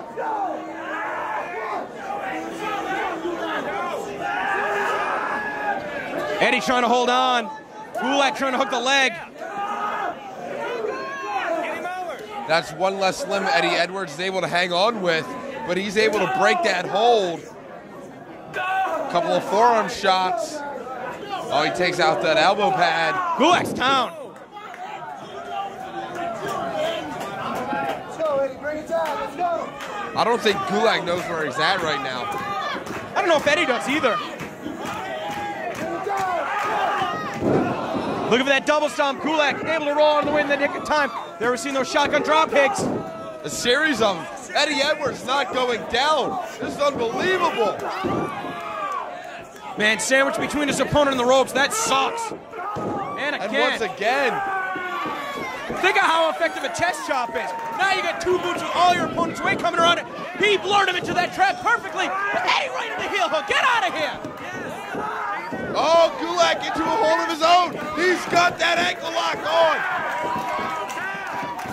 Eddie Edwards able to turn the pressure. Up kick, a pair of them. Ooh, Damn. headbutt right to the chest. Drew Gulak slam into the ring ropes, and both men are down. Eddie Edwards on the outside of the ring.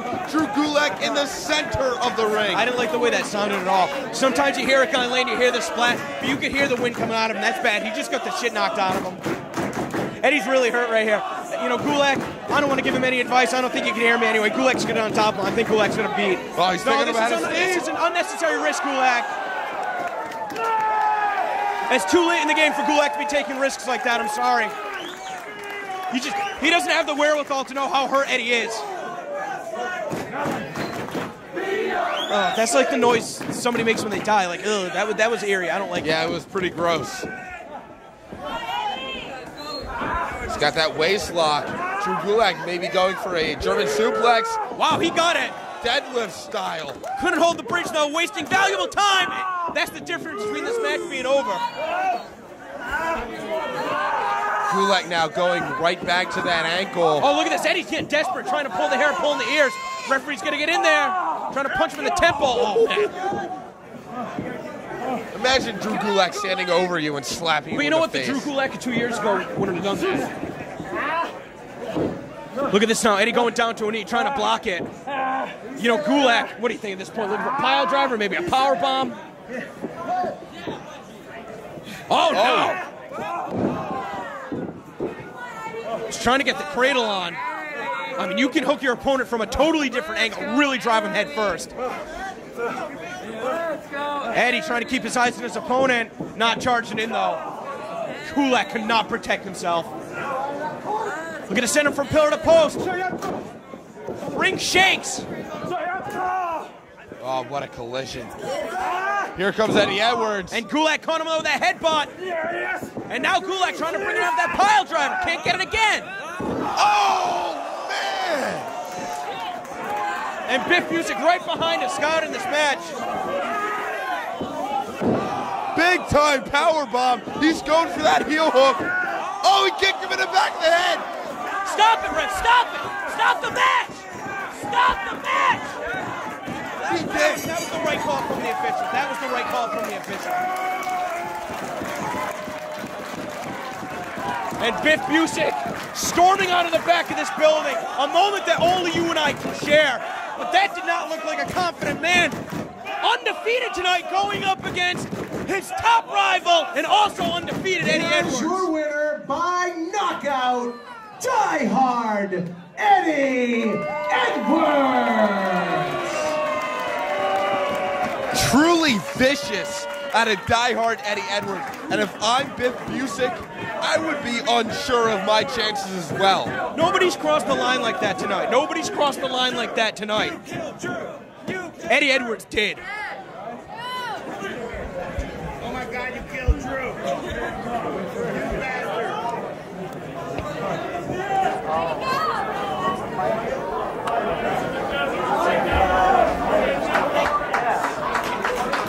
Give her the fuck.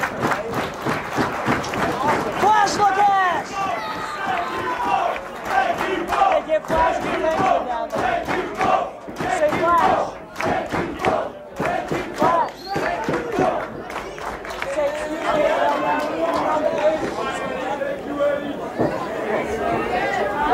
it's right there anyway. Thornhill's right there. Go get Flash.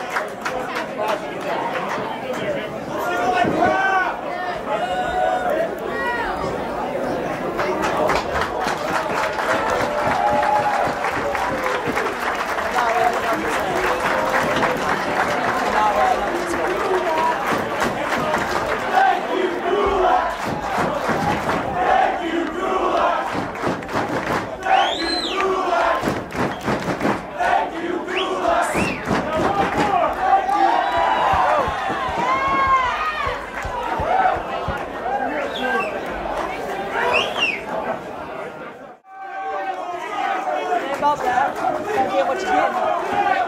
Oh, I love it.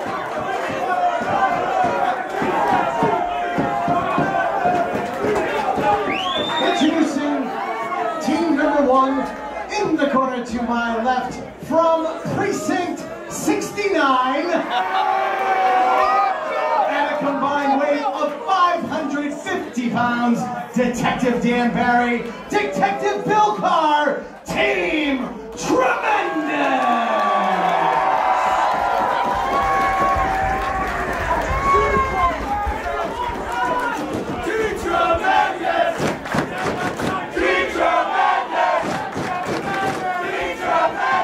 Their opponents, directly behind me, from the state of North Carolina, at a combined weight of 393 pounds, the apex of agility, Andrew Everett. His partner, Trevor Thunder fucking Lee. They are Team Fuck the Police. I thought they were Adam Lash's favorite tag team. Oh my God.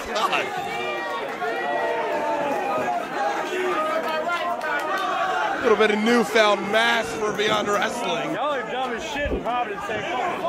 One time I put one of those streamers in my mouth. Why? Never again. What were you thinking? Hated my life. So this is a bit of a different pace. This is going to be maybe a little bit whimsical, irreverent. One of the favorite motion pictures of the year, quite possibly. I'm not a movie guy. I don't follow you. All right. We had it last month with Katrina versus Joey Ryan. Let's not get it to that depths here today. It had Dan and Bill. I thought Bill was going to go into cardiac arrest.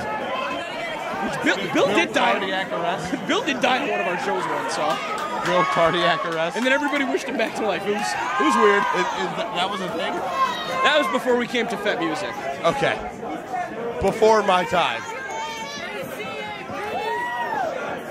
Yeah, you know, Dan and Bill, they can get it done. They really like to have fun. Andrew Everett, he's never wrestled for Beyond Wrestling live events. In fact, his only match for Beyond Wrestling, you can watch it for free, youtube.com/Beyond Wrestling, was the day after he debuted Best of the Best. I want to say that was the same year he had his breakout performance as Chief of International Pro Wrestling Day. Absolutely. All right, and he wrestled Drew Gulak, and Gulak stretched the shit out of him. Hell of a match.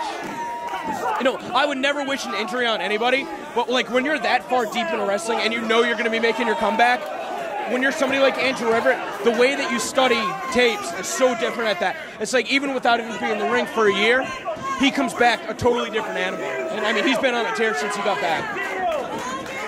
How long has he been back? Around a year? Just about, maybe a little bit under. And in the meantime, Trevor Lee, who has gotten the endorsement of anybody that's everybody in professional wrestling. He has taken the world of independent wrestling by storm. I mean, on all coasts, wherever he has gone. The talent in this kid, and I say kid because he's, what, 21, maybe Crazy, 22? Right? Crazy. Can you imagine setting the scene on fire like this guy did at such a young age? And you only go up from here. That's it. You only go up from here. And the thing is, he's been wrestling for like 7 years already. These guys are both of them. Both CWF Mid-Atlantic guys? Absolutely. Give him a shout out. Check it out. That was just a friendly high five. Now, see, this is where the senior official is signing a newer referee to this match. I mean, he's got his hands full. What a rib. Even if we had a more experienced official, matches like this, sometimes you want to get two guys out there. You want to know why we don't do it? I don't like paying them twice. Denver, Colorado. It's not my fault if the wrestlers cheat. Oh! Denver, Colorado, telling it like it is, and Dan Barry tying Trevor Lee all up in all kinds of knots here. So, okay, so who's had a better year than Trevor Lee? Maybe Speedball Mike Bailey? Probably not. And that's it.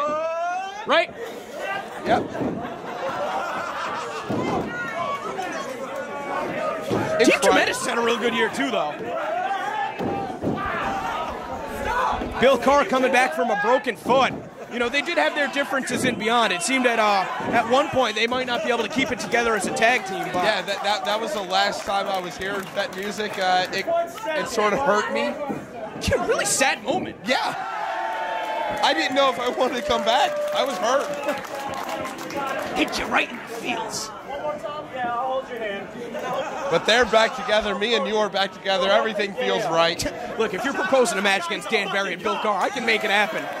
The pay's all right, but I don't know if it's going to be worth it. Once Big Bill gets that boss man slam on you. Which restaurant is it going to be at? All right. So everybody can just be quiet for a second. You ever been to Kowloon? Concentration. I'll go. This takes a lot of athletic ability. Let's slow clap them and root them on. Really slow clap. One of the slowest of all time. I don't even know if this counts as a clap.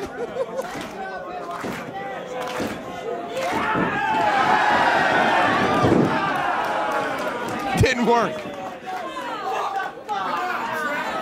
That lady's gonna get in the ring. Let it happen. Anything goes tonight. Rest of the card.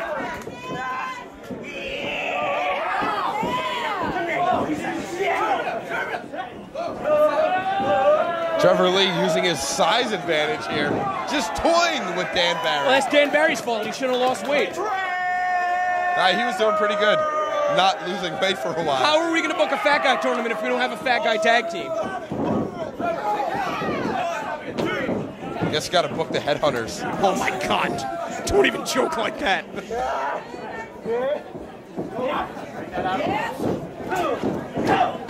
Big shoulder block out of Detective. I would be remiss if I didn't give a shout out to the Hit Squad, not because they are heavy, but because they've been tearing up in Beyond Wrestling all 2015 as well. I'd love to see them get in there with either one of these tag teams. Sort of a resurgence for them. Oh yeah, I honestly, I'd say they're back and better than ever. Thanks for that, by the way. I appreciate that. Not easy, man. The only place they'll wrestle together is here, so. I mean, as we talk about But you want to know why? You want to know why? We got one of the best tag team scenes. I mean, take a look at what's going on in the ring right now. We're having fun. They're having fun, but have former pro wrestling gorilla tag team champions in the ring. You gonna tell me that's not a big deal in 2015? Big deal. Oh, we got a standoff. You know, we got the detective, and we got one man saying, "Fuck the police." You know, last September, we were supposed to have a show around this time. Called "Fuck the Police"? No, it was called Making Moves, and then somebody got shot nearby, and then we didn't have that show. So maybe let's not take it too overboard with the guns, you know? What is this? What is this? He's gonna shoot himself. That's what I turned around to. It's good commentary when you make eye contact. I turn around, he's got his gun in his drawer. I don't know. Get Bill in there. Yes, please. Clean up his act.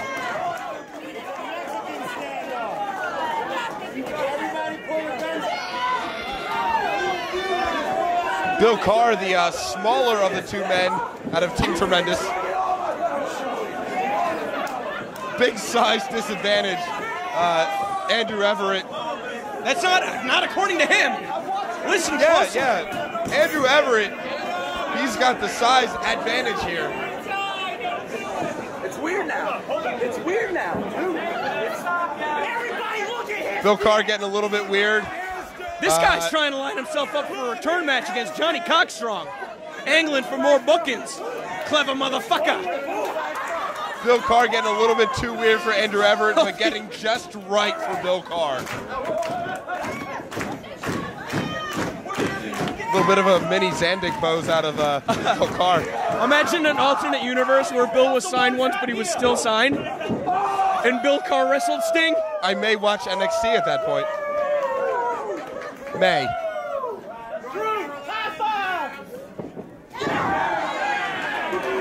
No tag, was not holding the tag rope. Nicely done from rookie official, what's his name? Exactly. It's a good name. It's a good name.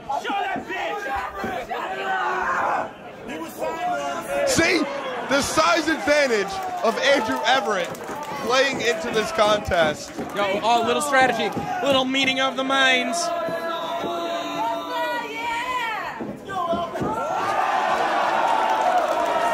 That's the apex of agility right there. Holy shit! Holy shit! Holy shit! You know what they called Bill before he was doing the detective shtick? Air nasty. Is that verified? I don't know. Whoa, back handspring.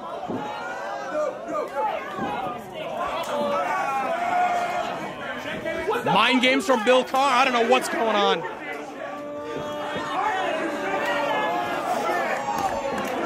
Bill's gonna do it. I don't know if Andrew Everett can catch him. If he breaks the ring, the show is canceled.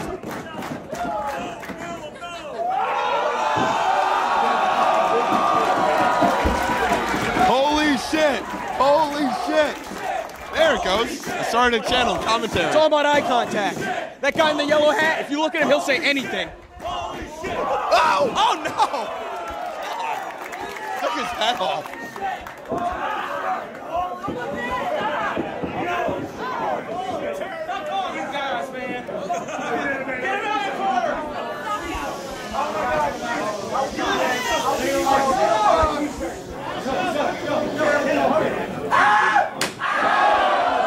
No interrogation there.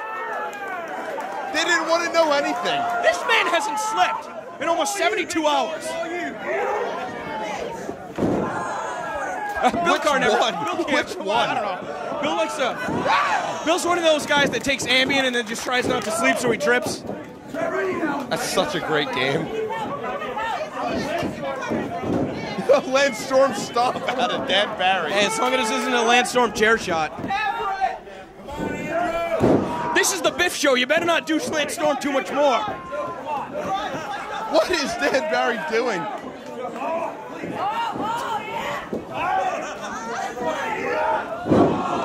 Thought he was going to go for a standing shooting star press. Changed his mind last second. Maybe more effective. Quite possibly.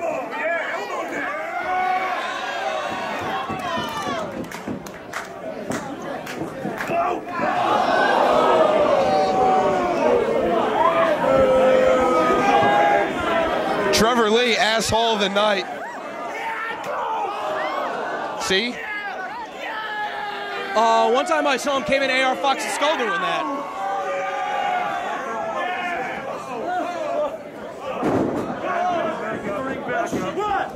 Standing switch out of Dan Barry. And things are starting to get a little bit more serious here. Ooh! Super kick to the stomach of Trevor Lee. Trevor Lee, what are you doing? He crazy.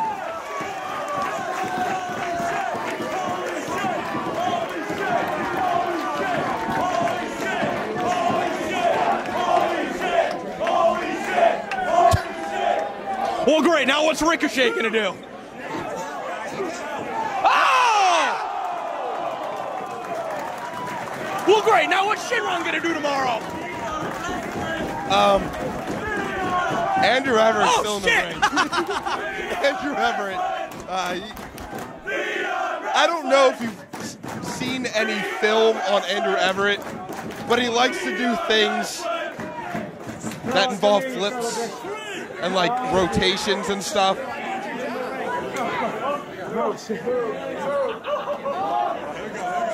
So what in the fuck was that?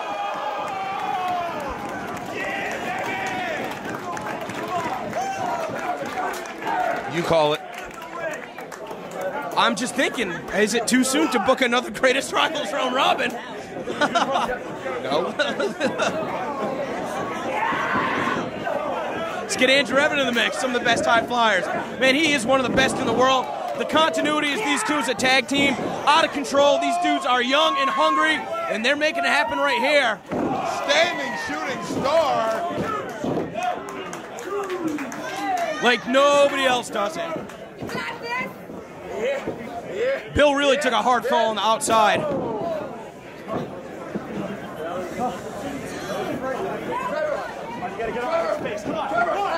You know, Team Tremendous. They are, by default, the best tag team in Beyond Wrestling. They won tournament for tomorrow 3. They've had a rough couple months. This would be a great way for them to rebound with a win over Andrew Everett and Trevor Lee. But you got to think if these guys are victorious here tonight, they're going to be coming back to Providence. Well, they're going to be in Boston tomorrow. But they're going to be coming back to New England sooner than later.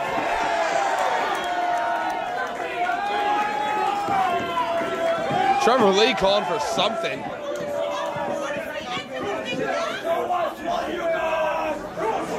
Quit the potty mouth. I think he said he's going to do some cool shit. Just using context clues from the crowd here. Well, he's taking his time. Leave the high fly to Andrew Everett. You blew it.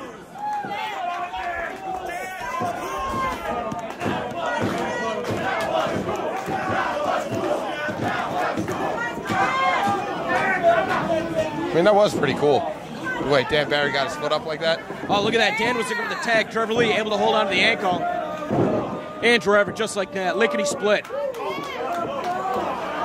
little bit of crotch sweat in the face of Bill Carr. He temporarily blinded him. I don't know what he... I mean, I don't know why he's acting like he doesn't like it. I've seen the way Bill Carr acts. Maybe he liked it too much. He's doubled over with pleasure. Team maneuver! What's this move? A double team maneuver. Did not work.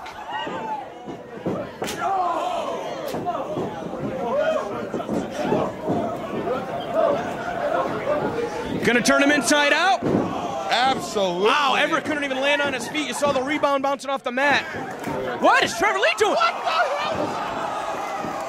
Now that's some shit. That's some shit. How do you figure out you can do that? He jumped off the stage? Onto the ropes and then into Dan Barry's boots.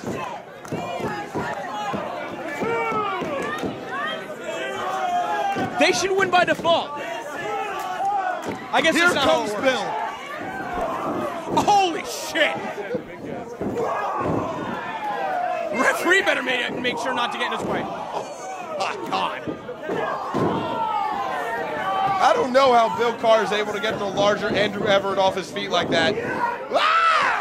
Oh, God. I think one of the lights needed to be changed at some point. What's Bill looking to do? Oh, no. T-bone in the corner.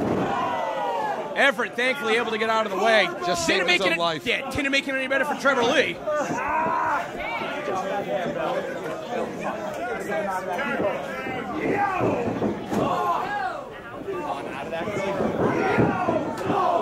Sandwiched in the corner.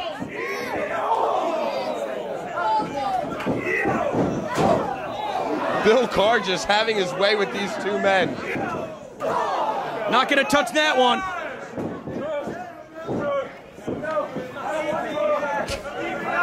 Please don't pull his ass out. I know it's going to happen. Oh, my God, I didn't know that was going to happen. Oh, my God. Everett saved himself again. Not for long.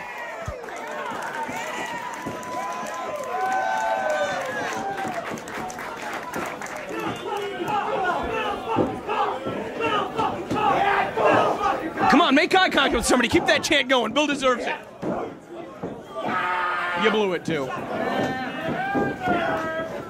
Looking for a crucifix pin, perhaps. I don't know about this one. Uh-oh. Got him in that fireman's carry. Now transition that crucifix. That's patented Team Tremendous offense. But you got to watch Andrew Everett. He breaks up the pinfall.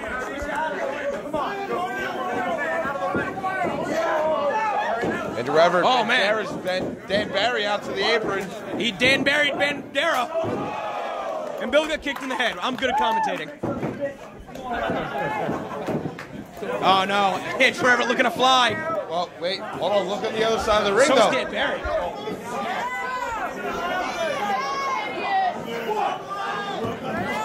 We have a stare down. No water in the pool. Stereo shooting star press. They should have tried to jump across the ring and attack each other. That would have been great. Leap across the ring, collar and elbow. Broken ankles.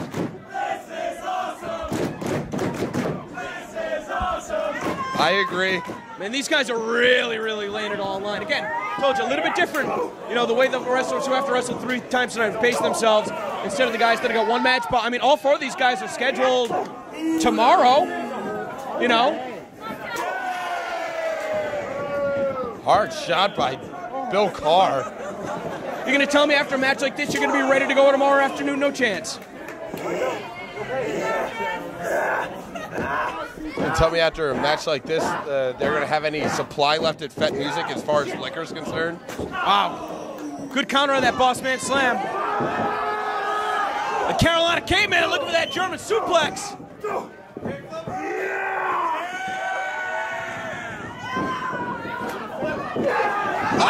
man.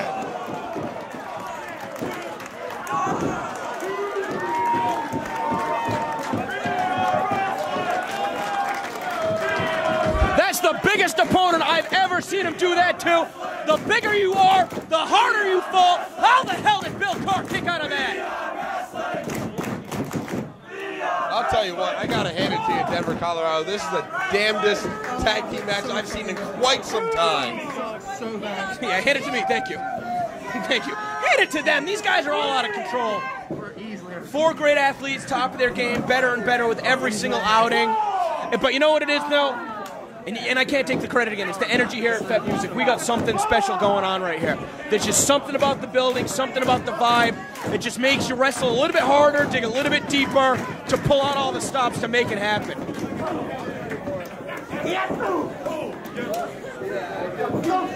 Oh, look at Dan Barry.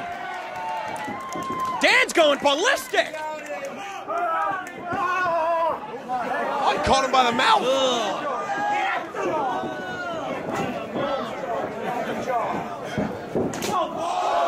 Hard shot out of Dan Barry. Trevor Lee down on a knee. Dan Barry maybe looking for a moonsault press. Lands on his feet. Oh, reverse run right on. No hands. And the stop. Oh, man. 1, 2. Bill Carr using Andrew Everett to break up the pin. Ooh, bad landing, bad landing. Right on his hip.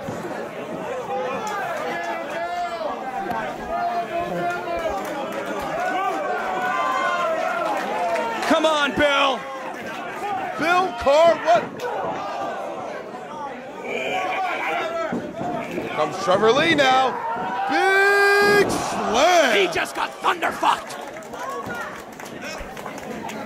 Bill not going for the pin, though. He's going to know something that I know, and I would have thought it would have been all over after that. Turn his attention to Andrew Everett. Look for the Hurricane Rana. Not the best idea. It's a good move.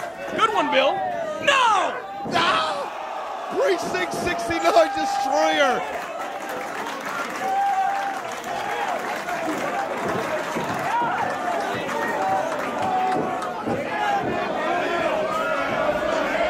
Dan Barry going to the top rope. Looking for that doomsday sliced bread. And they connect with this. Wait, Trevor Lee is still up. Small package. And Bill Carr getting pulled out of the ring. What? Bill Carr was in position to make the save, and the Minutemen pulled him out of the ring. What the Here are fuck? your winners, the team of Andrew Everett and Trevor Lee. Team Fuck the Police. I mean, Trevor Lee's got a hell of a small package. An inside cradle, do you prefer that? Yes. Follow me here. But Bill Carr would have been in a position to break up that pin attempt. The Minutemen, I saw right here, Devin Blaze and Tommy Trainwreck, they grabbed Bill by both of his ankles, they pulled him to the floor, and that was the end of the match. I don't like that one bit.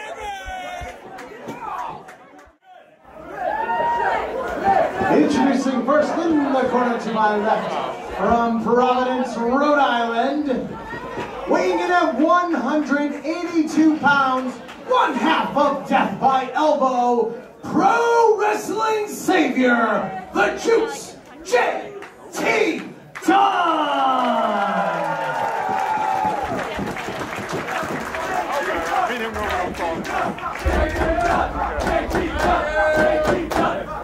His opponent to my right, from Paducah, Kentucky, weighing in at 200 pounds, he is the future of flight, Ricochet!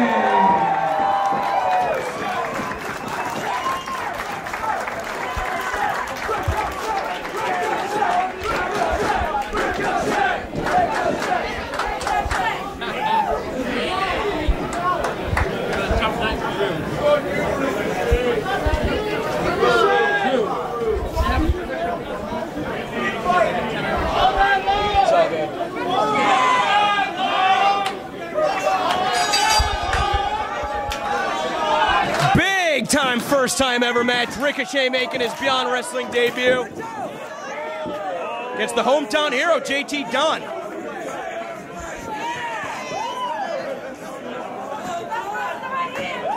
We were talking earlier about wrestlers having banner years.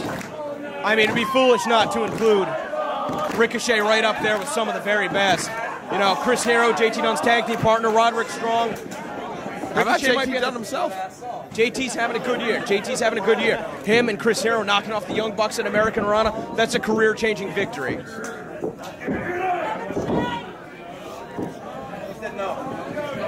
Victorious last month here. I mean, both of these guys may be having the best year of their careers thus far. I mean, I would definitely agree with that. JT Dunn victorious last month alongside his girlfriend, Kimberly, but I mean, Team Pazuzu outdid themselves as far as making a statement. And, you know, I gotta be honest with you, and I'm gonna leave it at this. I haven't heard from Kimberly since. So, take that for what it's worth. Getting back to the action right here. Ricochet, one of the premier, if not the premier high flyer. He's never been in the ring with Shinron. Yeah, Ricochet is one of those pro wrestlers that when he does things, he does things that when I would be playing with my action figures, I'd be like, that's unrealistic. He does it effortlessly. It's crazy. You know what else is crazy, too? He's been wrestling, what, 10 years, 11 years, 12 years? Yeah, just about. Somewhere in that range. And how old is he? Like 26, 27? I mean, it says on the back of his tights there, established in 1988. So if that tells you anything. That should tell me that he's about 27 then. Yeah. But for somebody that young to be wrestling so long, I mean, you don't see a lot of veterans that have time on their side. Ricochet's one of them.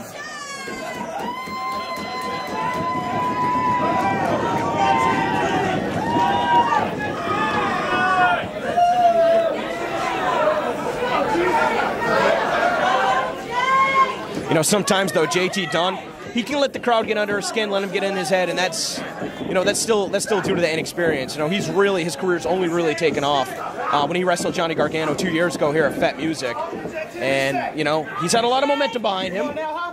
Not as much as Ricochet, but everybody's going to start somewhere. And JT Dunn is still a little bit younger than Ricochet, trying to take him down right there. But Ricochet pops right back up to his feet. It's almost as if he ricocheted off the mat. I see what you did there. Yeah.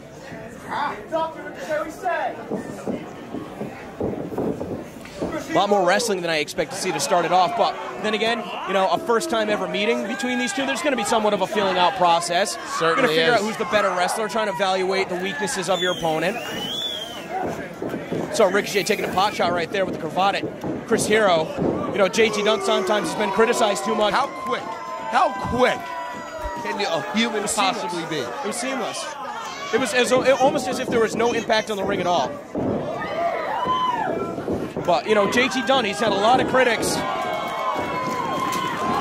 who basically have said that he spent his entire career aping different wrestlers, just ripping them off.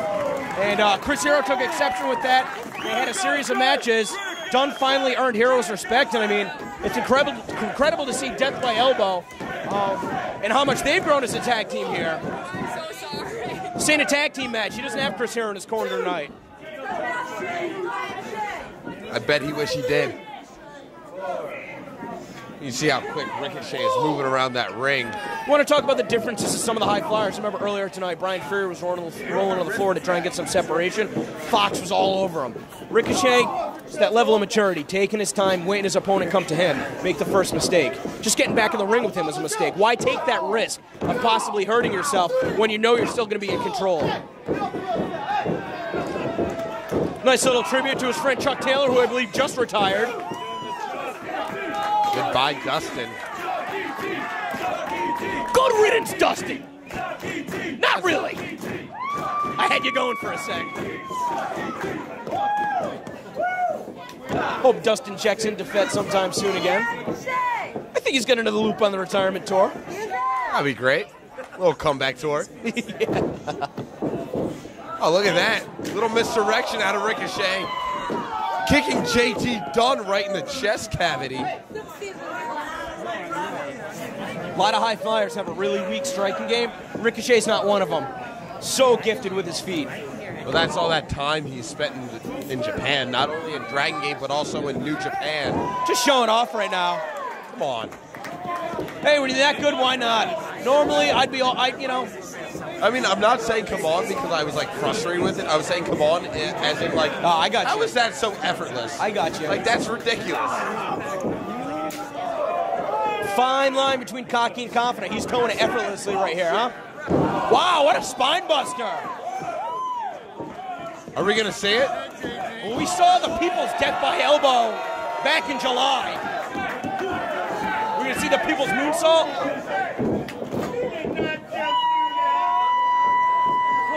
Yes, we are.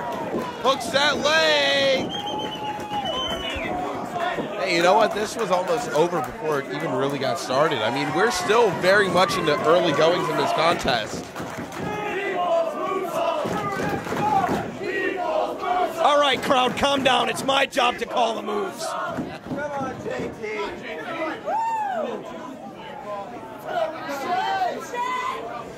You hear Ricochet mocking him, saying, "Come on, JT." As if to say, that's all you got? You're in the ring with one of the best in the world. You can't even hang? Oh, take a look at this. Now stretching him across his broad back. Oh, and pulling the hair. We got the official on there. Now biting it, too.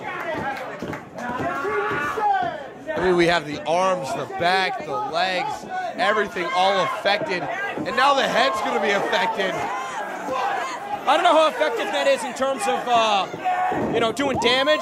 But in terms of the psyche of your opponent, there's not many more moves that you can do to really get. I mean, that's a move where you've got their arms and legs tied up, basically showing them you are my bitch in this moment. Yeah, it may not do a lot of physical damage. It's going to do a whole lot of psychological damage. JT right now probably feels like he's in over his head. Let's see what he can do. Oh, wow. Ricochet's doing voices. This guy's got shtick.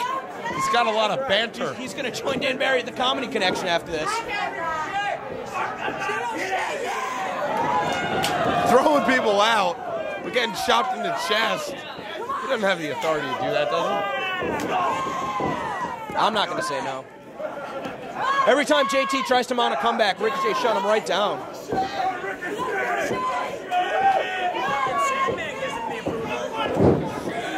JT, you say it. Oh, man! Huge clothesline. He landed on his feet out of that suplex attempt. Came through running with a vicious clothesline. That's the opening that Dunn needed to create for himself, because you want to know what? Ricochet wasn't going to slip up. That door wasn't going to open on its own. JT had to bust right through it, but now he's going to get back to his feet and make it happen. Come on, JT. He's got to capitalize on what he just did. Oh, big back elbow. Make it a pair.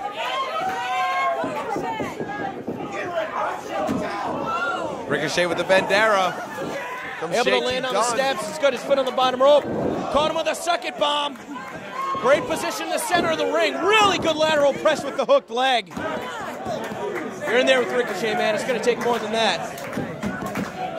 You have to hook everything you can get your hands on. Right now, he's looking to hook the arm. Maybe looking for a Tiger Driver. Ooh, straight right hand. Yeah, I don't know if that was a open hand strike or not. Rolls into the crusher. Cut him off the pass. Face first into the mat.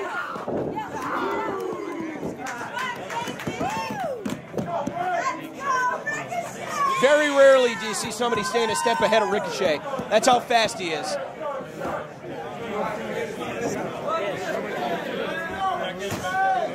I don't know if this behooves JT Dunn going to that top rope, though. Looking for a double stomp. Now, Ricochet lured him right into that. Big back elbow. Finds a boot. Ricochet rolls through. Into a DDT. Really drove him down. Holy moly with that shooting star. Man, I can't believe it. I mean, Ricochet, he covers so much distance of the ring with that standing shooting star. I can't believe JT Dunn was able to kick out of that. You know, that's the difference between your opponents having the wherewithal to get in a position to put their knees up. When you can hit it from that distance, your opponent doesn't even have time to think to come up with a counter. He's got JT hooked up by the trunks. Not sure what he's going to be looking for from this position. Maybe looking for a blue thunder bomb?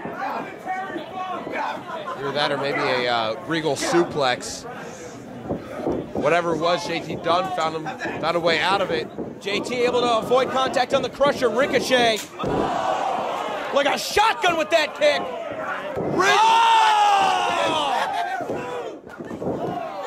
You know, I love moves like that. The impact on the pin, no wasted motion. I mean, JT's showing a lot right here. Yeah, he's showing a lot, and you know what? Ricochet might have dropped him at so high of an angle, it might have been easier for JT Dunn to get his way out of the pinning predicament there. We haven't seen too much high flying out of Ricochet so far in this match. That's about to change. He is at home on this top rope. He could do anything from up here. Maybe looking for a 630? No, the shooting star press. JT Dunn out of the way. Ricochet at his feet. Big lifter out of Ricochet. That one would have made Biff Busick. Oh, man. A headbutt to the chin. Referee's going to check to make sure that Ricochet didn't get split right there. And the Death Valley driver right into the turnbuckles. That's a new one out of JT Dunn as far as I'm concerned. I'm liking the fight that Dunn's putting up.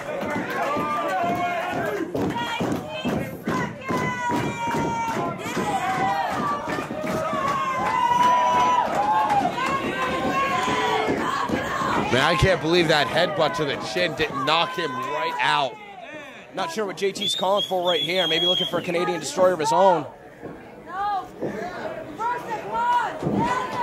Ricochet down to a knee, able to block that. If you block it from that position, if JT tries to go, he went for it. it's exactly what's going to happen.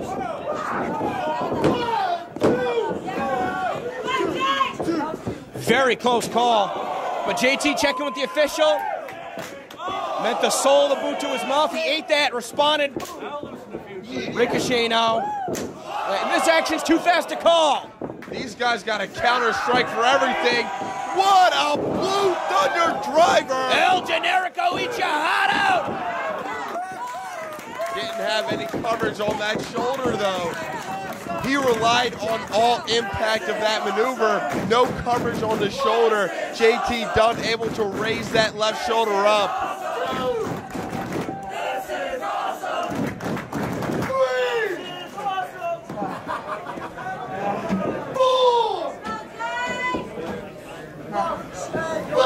Kevin Keenan up to a count of 5. Hate to see this one end in a draw. Don't count faster. Both guys stirring up to their feet. Yeah, Ricochet's on his feet first. Dunn quick to follow though.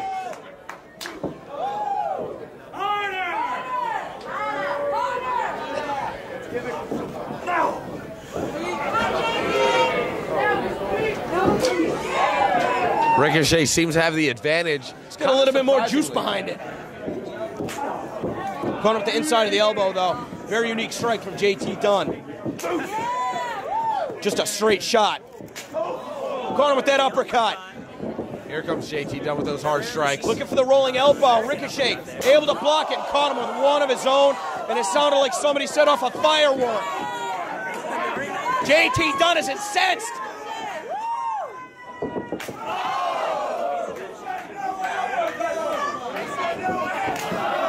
Another rolling elbow. Oh, a third time. Can't believe Ricochet's still on his feet. And now look for the Canadian destroyer. 1, 2.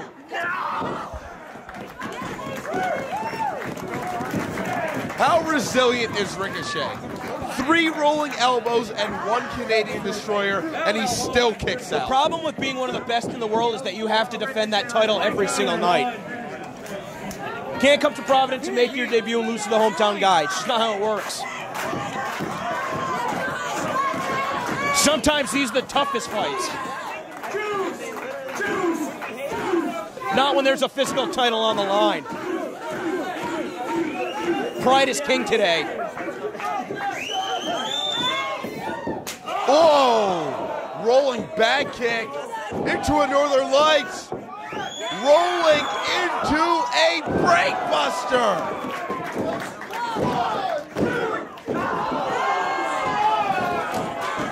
Tell you what, I've watched Ricochet wrestle for years. I've seen him in person time and time again. It's been a while since I've seen him, and man, watching him on tape just doesn't do it justice.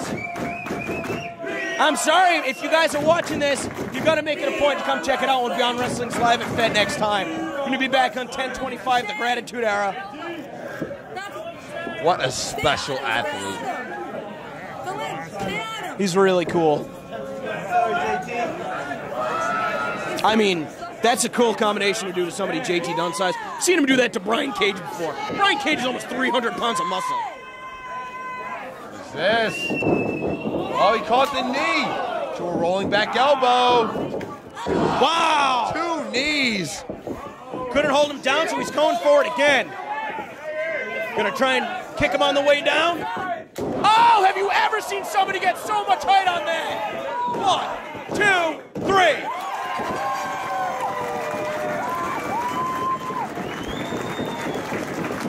Here is your winner, the future of flight, Ricochet!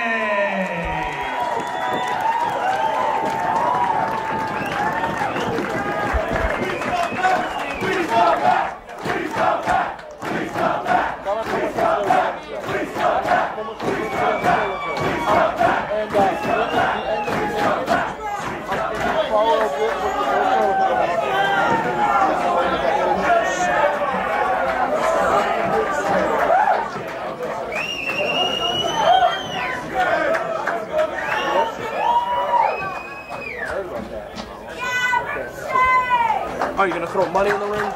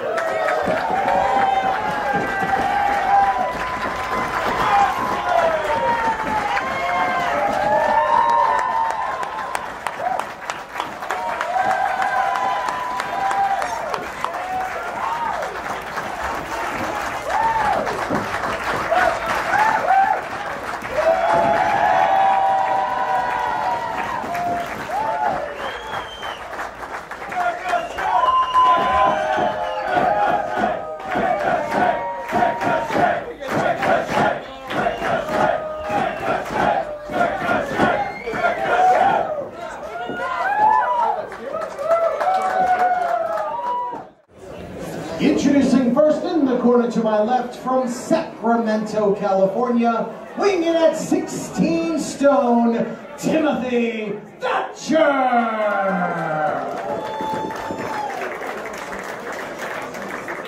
His opponent to my right is accompanied to ringside by his brother, Rory Gulak! From Philadelphia, Pennsylvania, weighing in at 210 pounds, Drew Gulak!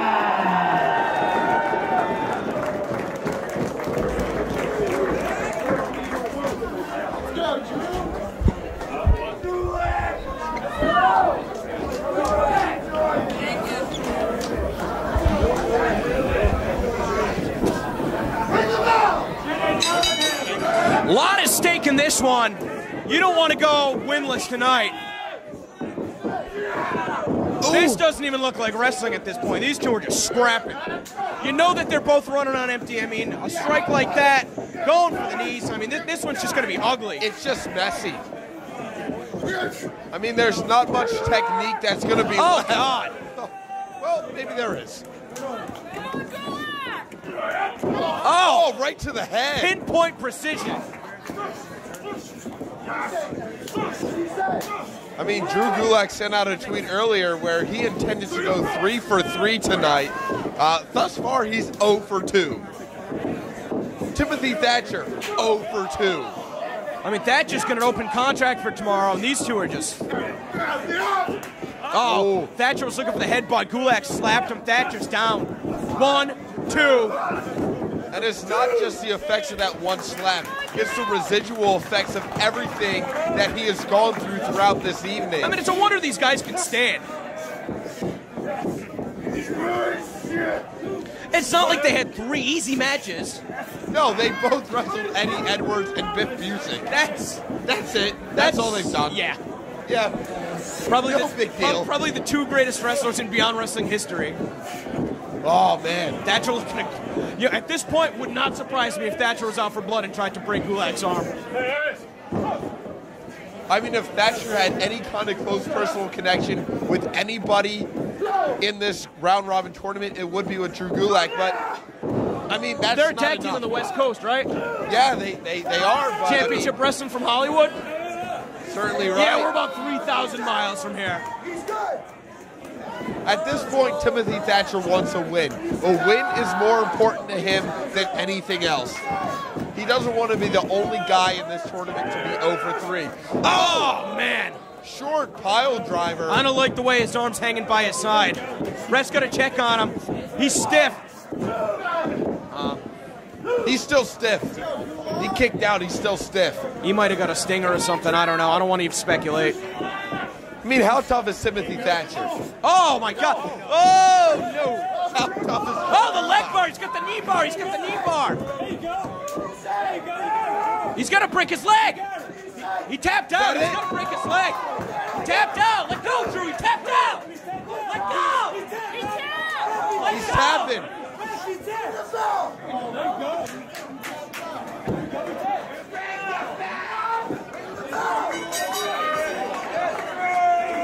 I mean, see, the thing there is Drew Gulak, he didn't hear the bell.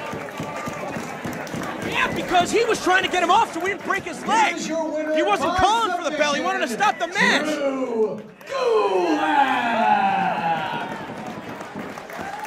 You can't blame him one iota. That was the right call right there. I know that wrestlers are, you know, trained to listen to the sound of the bell for the end of the match, but he needed to get Gulak off as quickly as possible because Gulak would have broken his leg.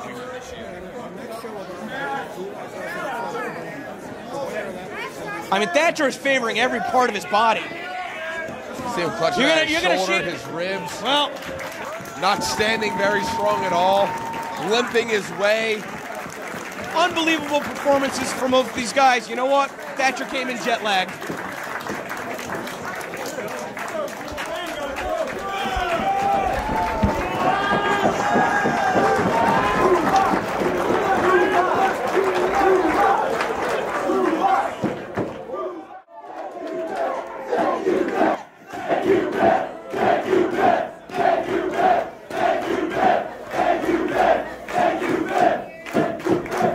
This is our final match in the Greatest Rivals round-robin tournament.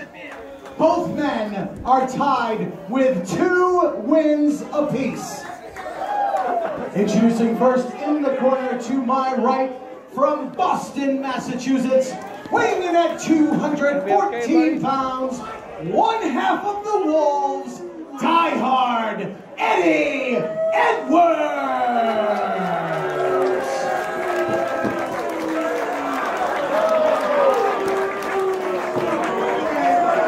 His opponent to my left, also hailing from Boston, Massachusetts, weighing in at 195 pounds, Biff Busick!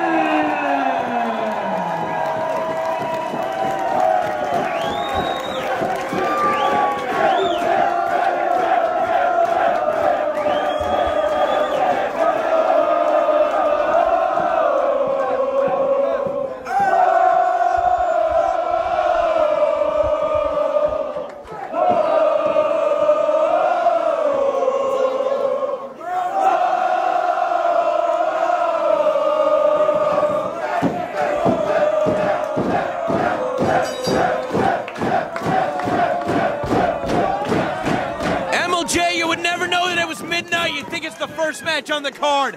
The energy in this room has not changed.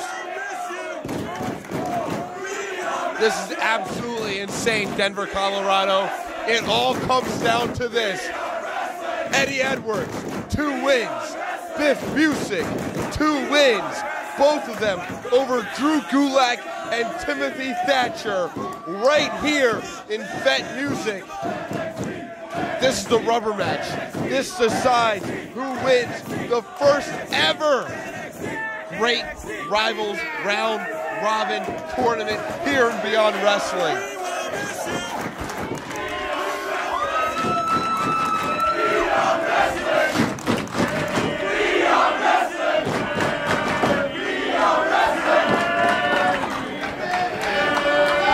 The emotion for this match in this building right now is at an all-time high.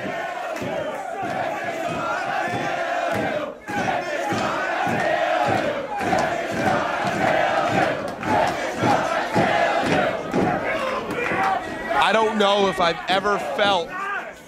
Oh! I don't know if Eddie Edwards ever felt anything like that before. That was the damnedest half and half I've ever seen. You're damn right, Denver, Colorado. And now I'm going to try and power him on the floor. Oh, he's got him up. Oh, God. Oh, Rana.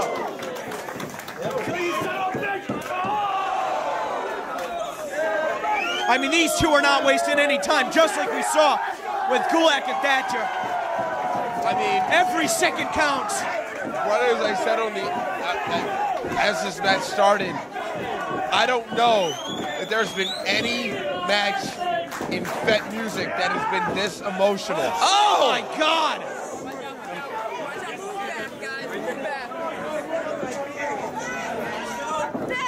I hate to say it, Biff was lucky that there were some fans there to cushion his blow.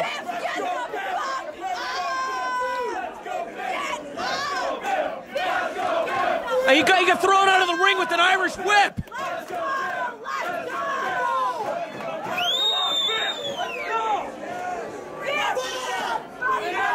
And now he's just trying to fight the count.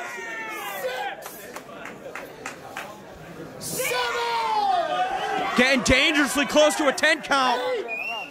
And you see some of the wrestlers from beyond willing Biff on. I see Anthony Stone, JT Dunn, some of the notable wrestlers. Oh, just throwing him back out again. Here's the thing, though. As much as Eddie Edwards in his series of matches with Biff Busick put Beyond Wrestling on the map, Eddie doesn't hold Beyond Wrestling in the same regard that Biff Busick does. It's just a different experience for him. I mean, do you think it's that Biff, like Beyond Wrestling made Biff Busick, whereas Eddie Edwards maybe thinks that he made Beyond Wrestling? I think that he thinks he made Biff Busick. Okay. Either way, it's a different mentality. It is. It's different. You know, you hate to say it, but for Eddie, this is just as much of another night as it is for anybody else here, except for Biff. Hard into the buckle. I mean, you want to talk about somebody that's a master of their surroundings, the way that Eddie Edwards is basically using the ring against Biff Busick. You know, they're 2-0 tonight, but against each other, they are 2-2. Biff Busick victorious at We Care a Lot, June 2013. Eddie Edwards evening up the series back in American Rana in 2013. Those two faced off in a 1-hour Iron Man match at Tournament for Tomorrow 2 Finals in November of 2013. Biff Busick won that match, 1 fall to nothing. In about 53 minutes, he got that first fall. That's how long it took. That's how long it could go tonight. And then Eddie Edwards, as a surprise, challenging Biff Busick at American Rana 2014. Evening up the series. The referee's got to get control. Yeah, I mean, I know I said it was a rubber match on the outside of this match in terms of the greatest rival round-robin tournament, but it's really a rubber match in terms of their rivalry itself. I mean, just because we're going to a new building tomorrow, guys, we can't really, Yeah. You got to be careful here. A little bit risky. And if it's out of my vantage point, I don't like it.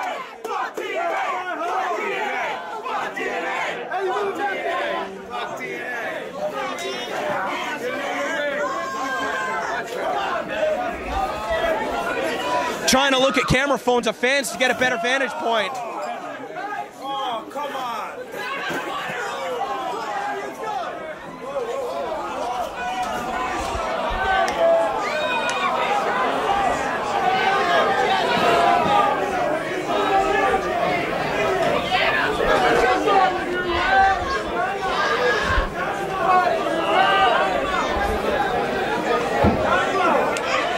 And Eddie looking for a count out again.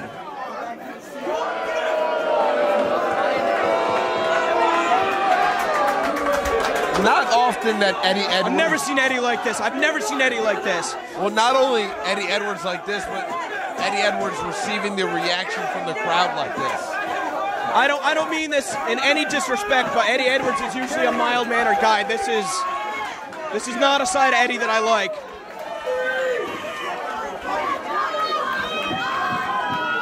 Oh, look at this. They're bringing him back to the ring. Dave Cole, JT Dunn.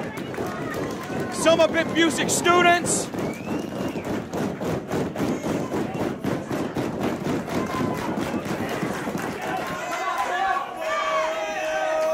I mean, this is it. We thought the Iron Man match was it. This is it. This is the definitive match.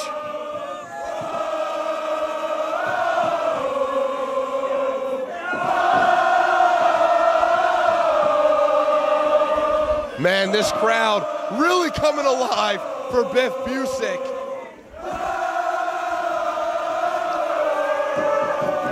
Come on, Biff!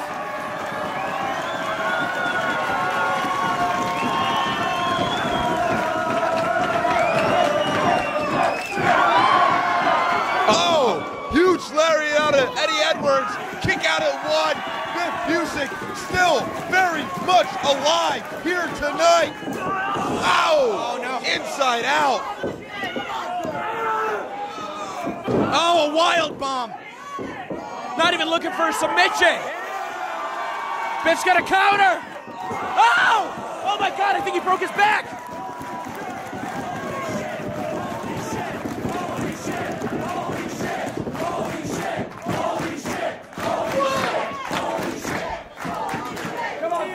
A couple more inches, Eddie Edwards' head would have went through that glass.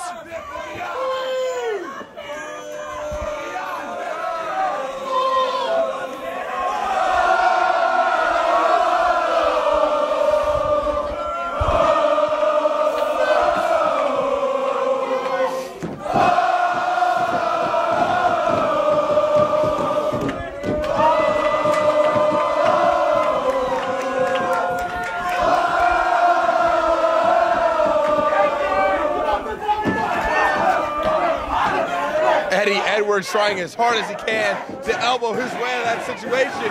He does, but he found a lifter right to the back.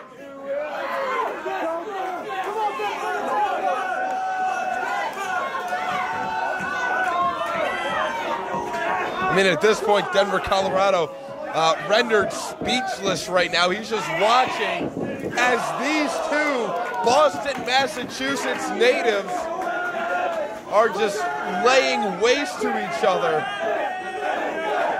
Biff for that half and half. An avalanche style half and half. No way! Eddie Edwards on his feet. Into the heel hook. Oh no.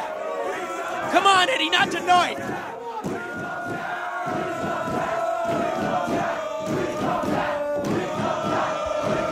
Biff Busick able to roll over onto his back. 3 up kicks. Finally gets Eddie Edwards off of him.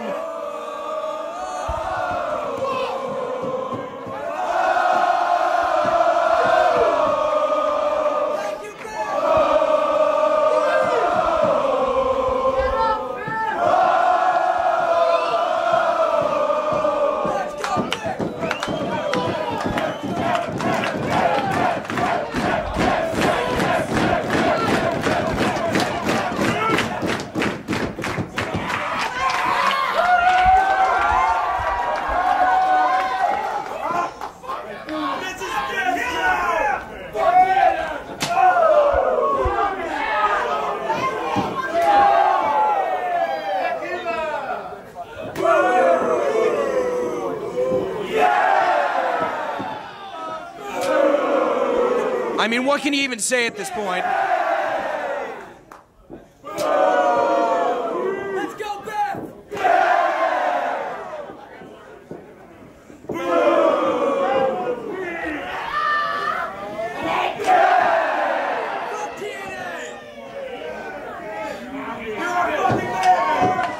One of the most beloved figures in all of independent wrestling. Biff Busick wrestling his final match against his greatest rival. Did you expect anything different?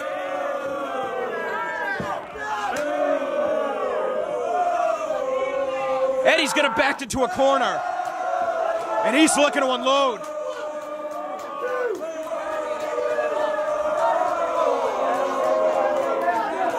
Eddie's not going to break for the count, and this ref doesn't have the balls to pull the trigger.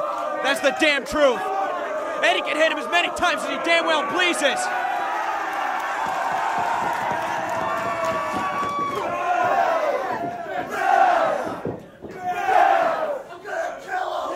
I don't doubt it,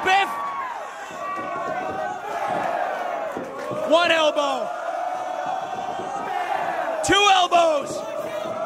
Ah, but here comes Eddie. Caught him on the ropes. Eddie charges in. Eddie can't find the mark. Eddie was lucky he wasn't sent flying out of the ring. And will this match end just the way that it started? Another European uppercut. I've never seen a flurry like this. Turn him inside out, baby. Get the pin, Biff.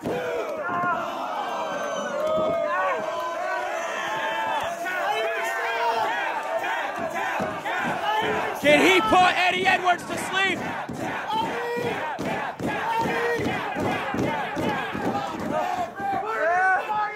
I don't think so. I don't know. Eddie's trying to find his footing. He might get him in position for the backpack stunner. Biff sent him over. Eddie on his feet. High angle German suplex.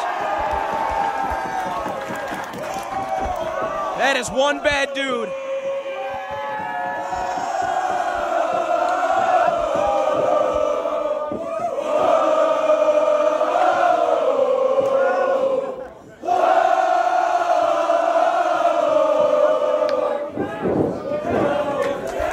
Rolling through his legs, a tribute to his trainer.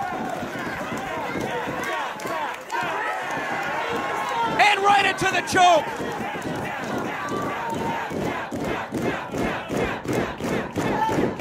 Damn it, it's over.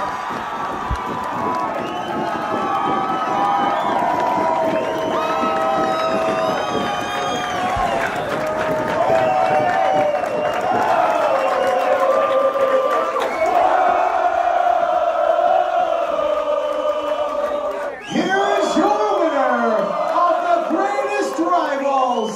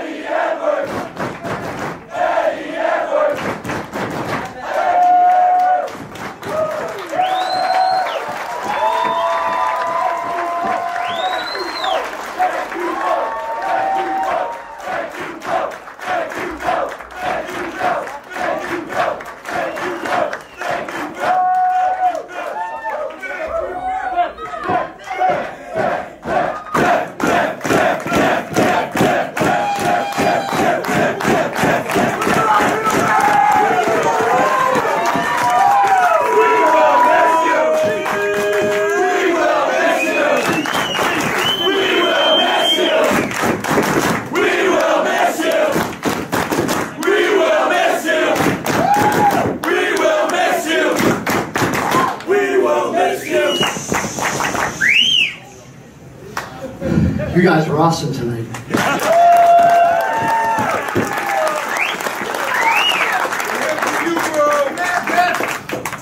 I know it's a late night. We all want to get home. I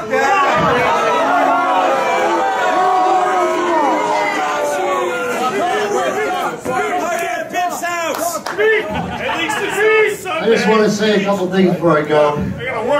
First, I just want to thank my family.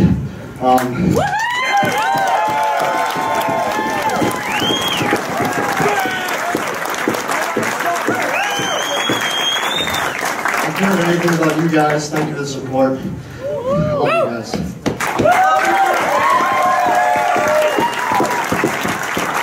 I also want to thank my opponents tonight, Drew Gulak, Tim Thatcher, and Eddie Everett. You guys are the best I've ever been in the ring with. You made me on the wrestler I am today, so thank you very much, guys.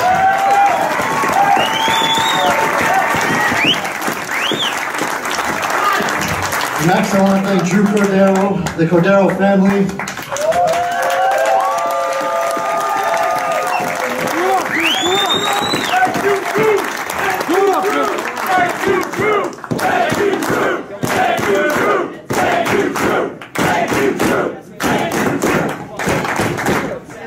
Last but not least, I want to thank you guys, the fans.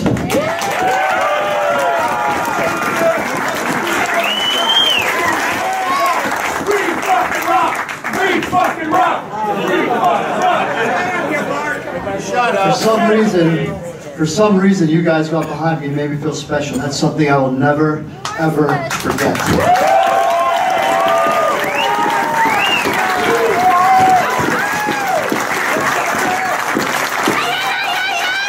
No matter where I go or what I do, Beyond Wrestling will always be with me no matter what happens. Thank you.